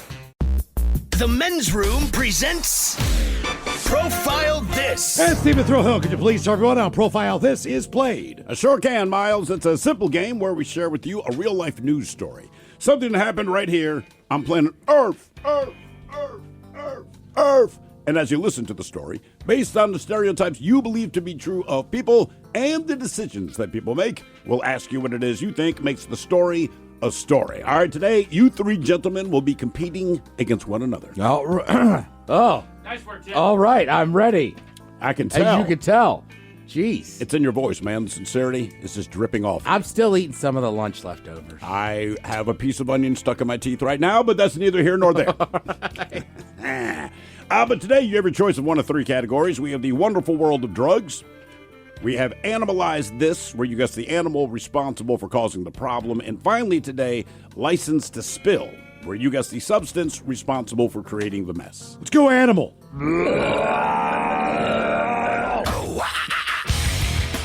All right, a restaurant in China is facing backlash after offering a $150 four-course tea experience that includes hugging certain baby animals. The Wan Hu Eatery, which opened last month, sells about 20 tickets a day to a customer eager for close-up encounters with the little critters. Photos and videos of diners cradling the young animals have surfaced on Chinese social media, prompting criticism from animal welfare groups and worried internet users. While the restaurant maintains that the animals are under careful supervision by trained caretakers, reactions online have been largely negative. Critics argue that removing babies from their mothers for this purpose puts both the animals and humans at risk. Now, a policy expert with the Humane World for Animals echoed those concerns, noting that even young animals can be unpredictable and cause injury. And as a parent, I will tell you, nothing's more unpredictable than a baby anything. Now, the question is, what baby animals can you cuddle with your tea? Is it panda bears? Is it lions? Is it chimpanzees? Or is it bears? So pandas, lions, chimps, or bears, what can you cuddle with while you drink tea? While all of these are dangerous in their own right, pandas to people, man, I've seen a panda mess up a dude. Panda. Now he had to have a Band-Aid, but he got messed up by that. Panda. That's a panda mullet. I still feel like this is the chimpanzee here. Chimpanzee. I feel like they could do the most damage. We have pandas, and the last one's just bears. Do you have a specific type of bear on the last one? I do not. Non-panda bears. I'm going lions. Lions. Lions and tea. For the record, I would pay to have tea with any of these. You know what I would too? I'm not going to lie to you. The baby chimp scares me the most. Yes, it does. But I'm going to be with Miles and say they're baby lions. Lions. Okay. What was included with the tea? Baby pandas, baby lions, baby chimpanzees, or baby bears? We'll find out next. That was a tease. You are listening to The Men's Room. This is a real review from an airport or shuttle passenger. I like taking the airporter down to Seattle. It makes the whole trip way less stressful. Comfortable buses, convenient pickup locations, and fair prices. See for yourself why our passengers love Bel Air Airport or Shuttle. Visit airporter.com to book your trip today. American Military University honors your service with savings. Special rates and grants are available for military service members, veterans, and their families. Learn more at amu.apus.edu/military. Ready to explore Europe the striped way? Fly Condor Airlines nonstop to Frankfurt and connect effortlessly to most European destinations. Relax and start your vacation in comfort. Fly the striped way. Visit condor.com today and book your next adventure. Archery rolls on. You're listening to The Men's Room with Miles and Thrill. 99.9 KISW. Category is Analyze This on Profile This. We go to a restaurant in China. Steve, would you say $150 to sit down, have some tea, and hang out with a baby animal? It's $150 for a 4-course tea experience. Oh, all right, but that just includes like one cookie as part of the one course. You don't get is it a cucumber sandwich? Is that what the traditional? If it's traditional English tea, it's like they give you a crumpet. Like that. You get tiny little sandwiches, though, without crust. But aren't they the cucumber ones? There's a cucumber. I think maybe, is it tuna or chicken salad? That's what I would ask for. That's Nothing just wrong with me. a cucumber sandwich, man. Yes, there is. It has cucumber in the middle. You just hate anything green. But there's nothing else with it. It's just a cucumber. Like, I would get it if you said, I'm serving this and it has cucumber. You go, all right. But you say, no, here's a cucumber sandwich. So what are you, broke? You would be proud of my dad. He's been in my house for a week, has not eaten a vegetable. Oh, my man. Yeah, he's hooking it up. I mean, unless you consider a French fry a vegetable. That's a rude Technically, it vegetable, is. is that right? A starch. Well, I think Starch, vegetables, right? I think a salad. Yeah. And also throw it for the record. Came out of the ground. It's thinly sliced cucumber with butter or cream cheese is a classic combination. See? Mint or dill, often added to enhance flavor. See? Okay, well, That's hold the gonna be- cucumber. That's going to be lovely. Yes, lovely is the word. Oh, yeah. So you had your choice. Pandas, lions, chimps, or bears, right? Now I'm just reading the list of sandwiches. I'm like, ooh. Wait, what else do they have? Coronation chicken. Okay. Shredded chicken mixed with mayonnaise, curry powder, mango chutney. Ooh, I'm down with that. Okay. All right. Sometimes golden raisins, not every time. Now, wait, do you have a choice of what you get, or is this like just one of the... So, in other words, I'm going to get a cucumber sandwich, and then I'm going to get this. You know how, like, you ever seen, like, a seafood tower at a restaurant? Yes. I think if you have proper high tea, it's like a little tower of that. Okay. And Miles is right. Then there's, like, maybe, like, one little sweet treat. All right. A crumpet, I believe you said. Crumpet. Mike, you went with the chimpanzees. Oh, and listen, damn man, it. I'm right there with you. That is the last of these that I Yes. would hug because basically they are killers. But it is not the chimpanzee. Damn it. D. Ted Smith, Miles Montgomery, you guys agreed and both said lions. And you are correct, sir. You can hug a baby lion. No, they still have claws. And it's a baby. It's a cat. A baby cat's still going to weigh 15 pounds, 10 pounds. The difference is... It might be a baby, but it still has claws. And the baby's going to bite. It's like a puppy, right? You get a puppy, Yes. it bites you, you scream out. Your dog played the same game. It doesn't do it anymore. I know this sounds bad. I would still pay for it. Okay, let me say this again. If I have the opportunity to hug a baby lion, I'm going to do it. Yeah, that's the issue. Yeah. But I don't know if I'd go there, mostly because of the food. Yeah. We also get a scone, apparently. A dry-ass scone. Yeah. Cucumber sandwich on a dry-ass scone. But I get to hug a lion. That's the only thing that makes it worth the money. Yeah, give it to the lion. Now, for all TV news all the time, it's time for TV Time with Ted.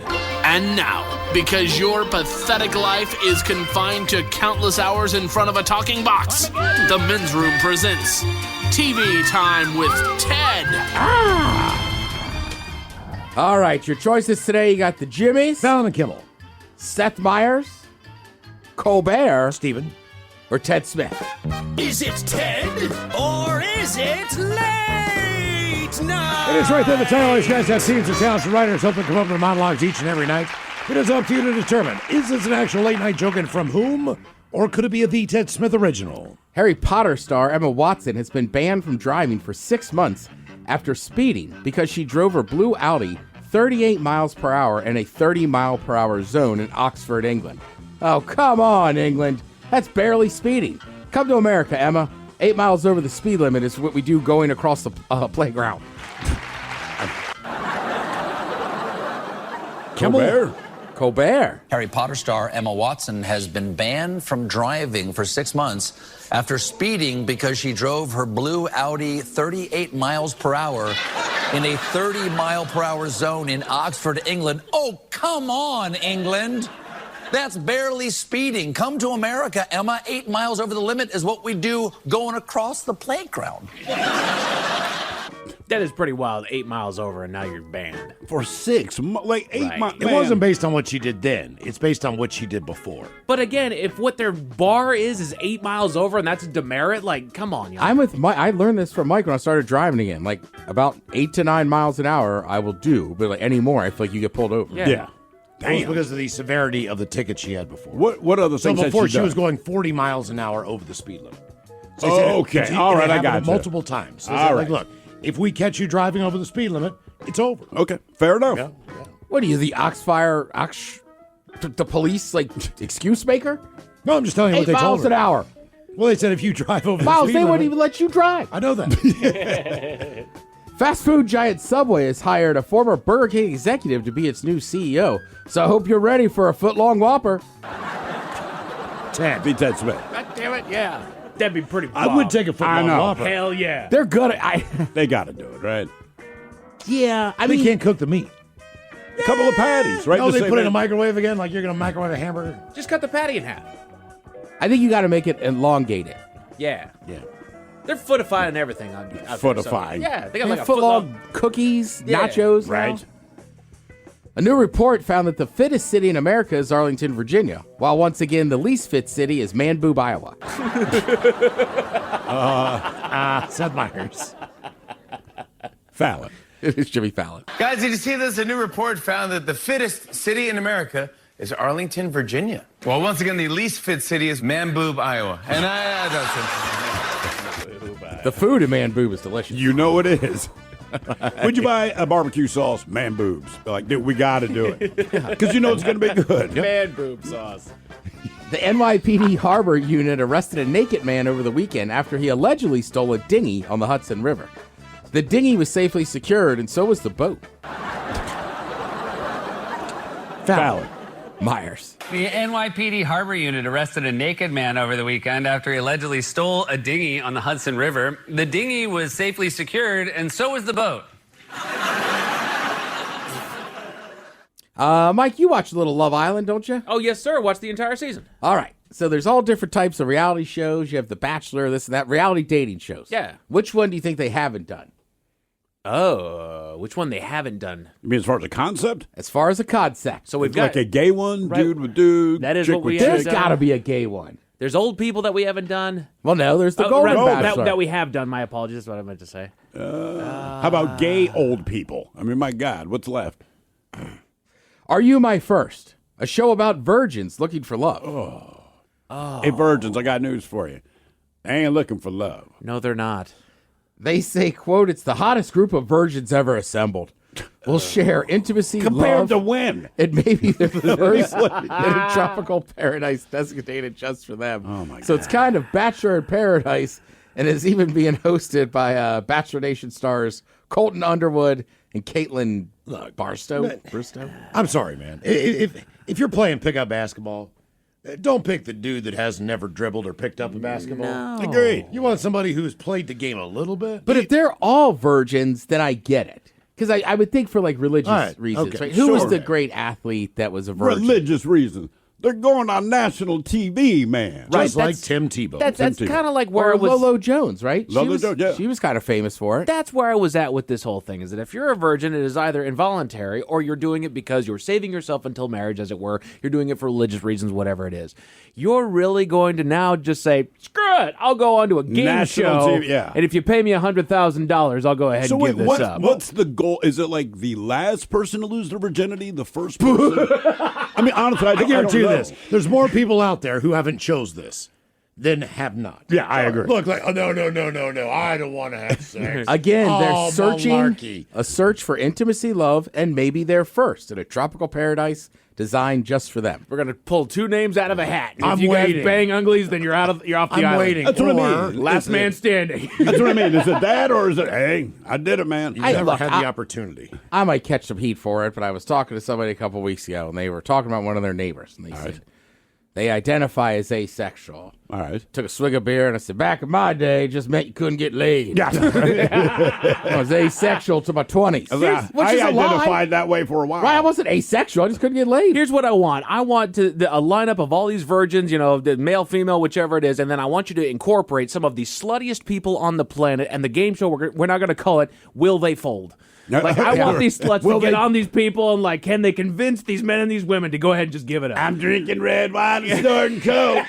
Come and get it. Yeah, she's got old big fake ones. Yeah, right. And then Look the at my guy has abs, to, ladies. You don't want any of this? correct. The guy's got to be like a James Bond type character. Right. He's so nice. He's good friends with his mom and his small dog. Let me listen to your problems. Tell me about your dad. Yeah. Yeah, the dude shows up with a puppy. Really And he treats it really well.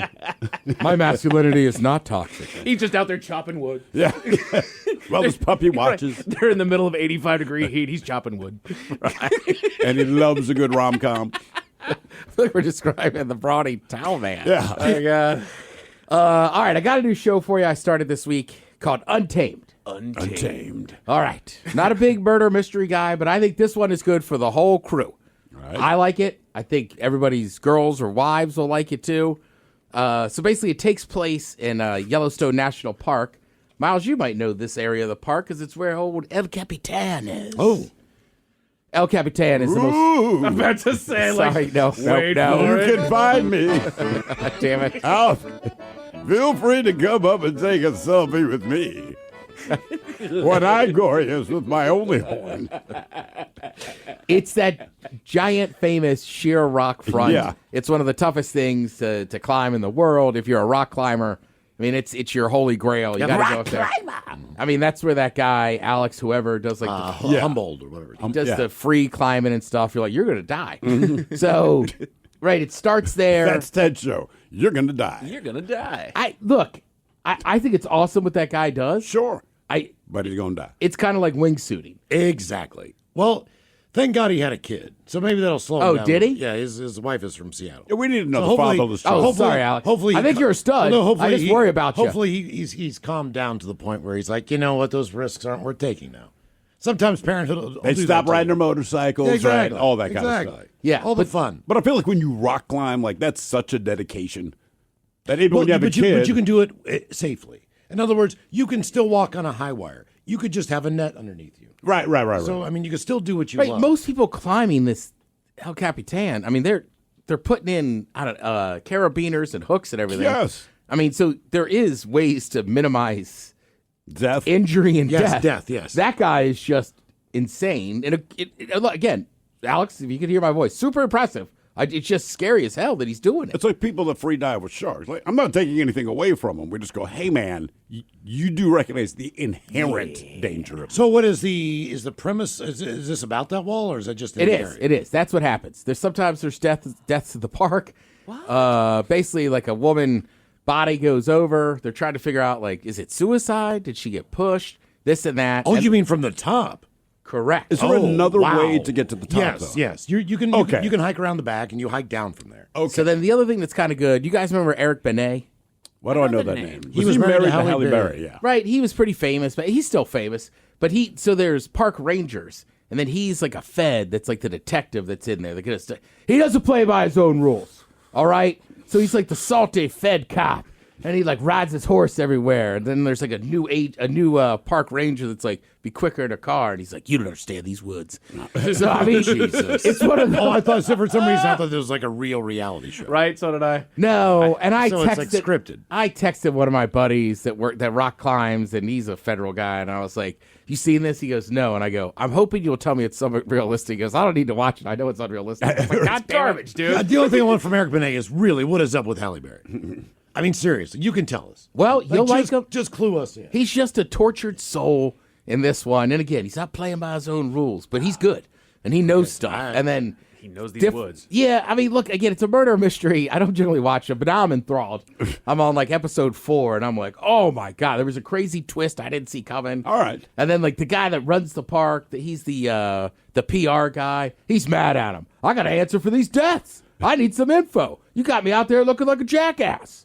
You can tell I'm already invested in the characters, and I'm very annoyed. But stunningly beautiful, and again, if you like a murder mystery, and it's the park at the end of the day is a lot like anywhere you live. There's some squatters in the park, of course. There's some drugs going around in the little town. So I mean, it's all wrapped in there. I'm not sure how it's going to end. Badly. Someone get pushed off the rock. I will say this: it's a good murder mystery, not a pick me up. Okay. A murder mystery, not a pick-me-up? There's enough weird crap that goes on around there, all by Correct. itself. I mean, it's a Northern California and those wild areas. They're very lawless and strange places. Well, and he even says that in that show. He goes, "Look, it's so desolate when people get out here, they just kind of start doing whatever they want." And he's like, "Yeah, you would have to hire a massive police force or the army to cover the amount of ground that is in that park." It's almost like the Murder Mountain thing. Correct. That you told me about. You know, where The it's Murder just like, Mountain thing? well, it's Weed County, and there are Up at Humboldt County. There are tons of missing people posters. No kidding. So, sheriffs can't get on the property. Everything's gated off. There are dogs. There are booby traps. There are, you name it. If it's private property, they won't even go up there. But they do hire 30 people. And, 5 Just comb the area. 5 are gone. Right. 5 they hire him to disappear. work the farms. It's the Emerald Triangle. All these hippies moved out there years ago. That's where all the good marijuana would come from. Okay. But over the years, it's gotten a little more other dodgy. drugs, this and that. So same thing in the park, though. There is people that live in those parks that shouldn't be, but they do. And it's basically like they just make up their own rules. Yeah. They don't want to be messed with. So it's all part of that. It's Picture a really Mad cool Max look. with trees. It's a reason the Appalachian Trail is one of the most dangerous places on the East Coast, based on the fact that guys they've gone MIA. Crazy. They don't want anyone to know where they are for various reasons. They live in caves. They live in, homes they build on the side of mountains. Right. They are off the grid for a reason, and it's not because they want to be by themselves. And a lot of that park, there's just tons of these old gold mines that have just been abandoned. Right. There's a ton of place to do bad stuff or cook up bad stuff. Don't I know it? But like I said, Untamed on Netflix. Pretty good show. That's what I'm watching right now. It'll kind of suck you in there. So check that out if you want to tonight. That's what I'm recommending. Thank you, Tim. Appreciate it. You're listening to Men's Room, or we are too. What are we listening to? I don't even know. I don't know. Who cares? Men's Room returns with Miles and Thrill. Now, let's see what's happening in the real world. All right, here we go. Here's a new one. A surgeon amputates both of his own legs. Why? To get the insurance money. Meanwhile, a couple is arrested after going into an airplane bathroom and doing something funny. Car hits a coyote, gets stuck inside the grill. A woman in first class has another passenger that she wanted to kill and almost did. And a Delta jet tries mounting another jet at Mexico City's airport. It is time for your headlines. Now, it's time to hit the headlines. Here's my car. All right, our top story. We take to the skies where passengers got a little extra in-flight entertainment. On a plane from New York to Florida, multiple witnesses, some were children, reported to flight attendants that there was a couple on the plane with them joining the Mile High Club. Oh. Yeah. Now, while this might not constitute an offense bad enough to warrant a call to authorities, from what I could tell reading the story, it doesn't sound like they took advantage of the lavatories on board and they just instead elected to take care of business right there in their seats. Damn. Yeah. All right. Police were called and they were at the gate when they landed in Florida to take the couple into custody. They're facing a couple charges, but were let go shortly after being arrested. They were let go. Yeah. Yeah, we have to see it our bad.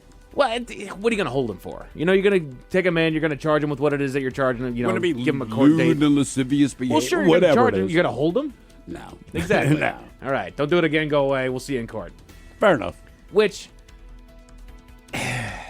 look, I understand why people want to join the Mile High Club. There's a prestige to it. There's an excitement to it. There's a dangerous element to it. I get it. You can't just throw an in-flight blanket over yourself and just get now it done you right tell there. me. Thanks, Yeah, Mike. I know. Oh, so they didn't go into a bathroom? I don't think they did. Well, how did the kids see him?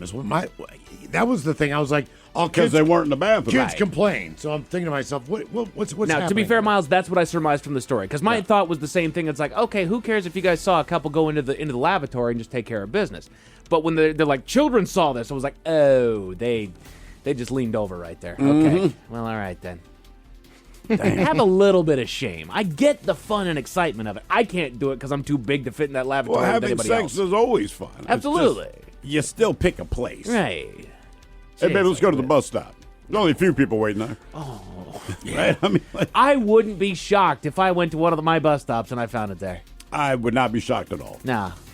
Certain bus stops, I would not be shocked. The number of videos that I've seen of people in public places, dude. I have seen people in pools. I've seen people out on kayaks in the middle of a lake. I took the light rail to work Monday, right, and got off at 3rd and Pine. All right. 3rd Avenue is going to be 3rd Avenue. Anyway, coming up the escalator, and as you're cresting up to the top, there's a man completely bent over. He's not having sex, but his pants are down, and it's like you were greeted by his ass. And everyone kind of turned. It's like, come on, man. That's a little bit. I got off at the same station, but got off at 5th and Pine. All right. You wouldn't know. Yeah, that's right. It is 3rd Avenue, man.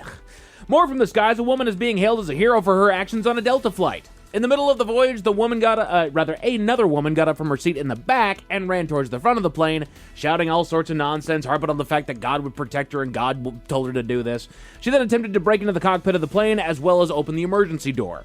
The story goes that she had overpowered attendants on the plane, and while others were hesitant to act, one woman sitting in first class, by the way, retired Army vet Nicole Pruitt, quickly stepped in and dispatched the woman, hog-tying her with a makeshift restraint. Yes. Quickly. Took Apparently she was down. just like, damn it, are you going to make me do this? That's exactly right. Am I the one? Because nobody else would do anything. So she just got up and took care of business quickly. That's right. She apparently took her earbuds out and put them into the seat pocket in front of her. Is that like pulling her earrings off? Yeah, that's exactly what it was. And then looked to her son and said, excuse me, I'm going to go beat her ass, before she got up and acted.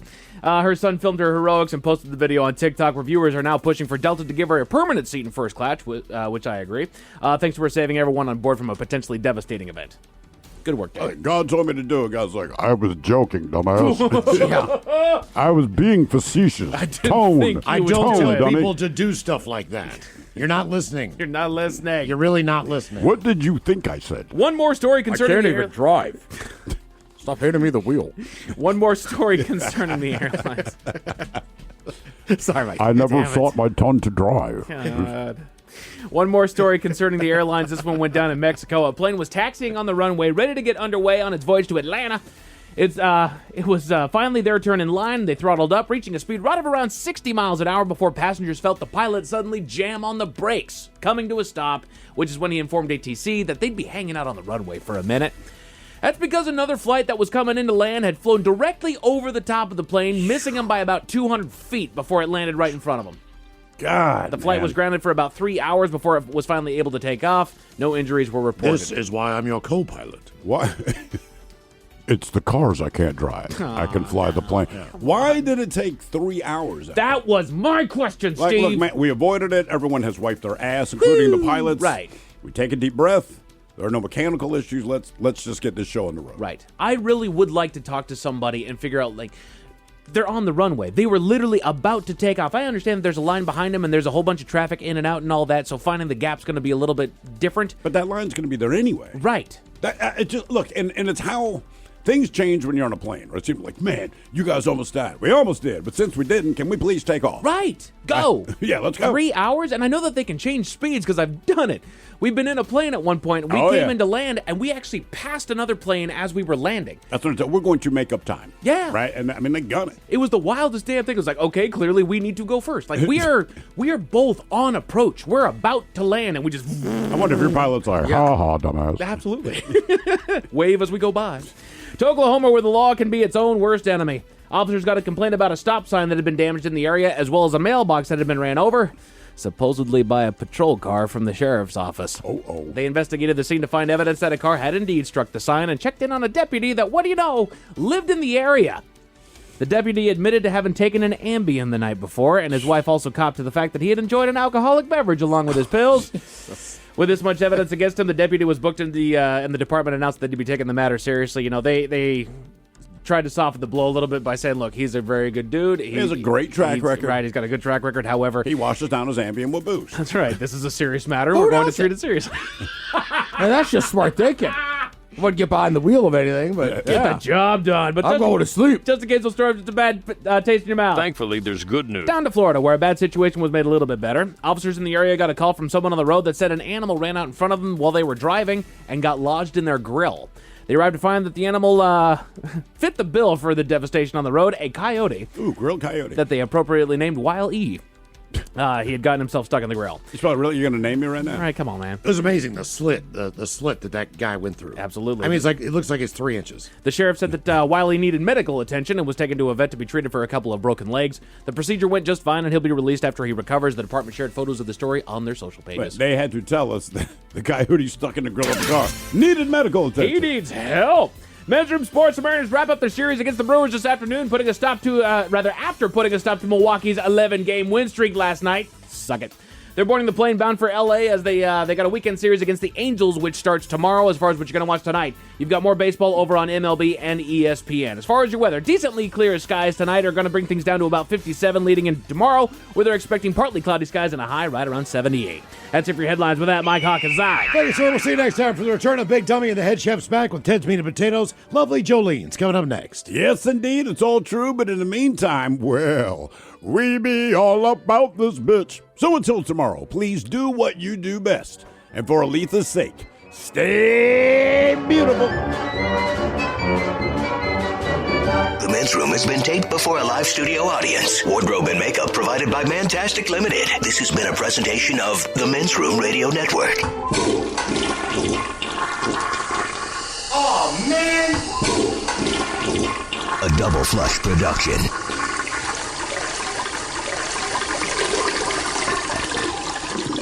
Why should you buy an egg? When you invest in the Big Green Egg, you'll enjoy the finest, highest quality outdoor cooker ever made, offering more versatility and delivering better cooking results than anything you've used before. Come visit us at Innovations for Quality Living, located on James Street, and say hi to the Big Green Egg. Ready to explore Europe the striped way?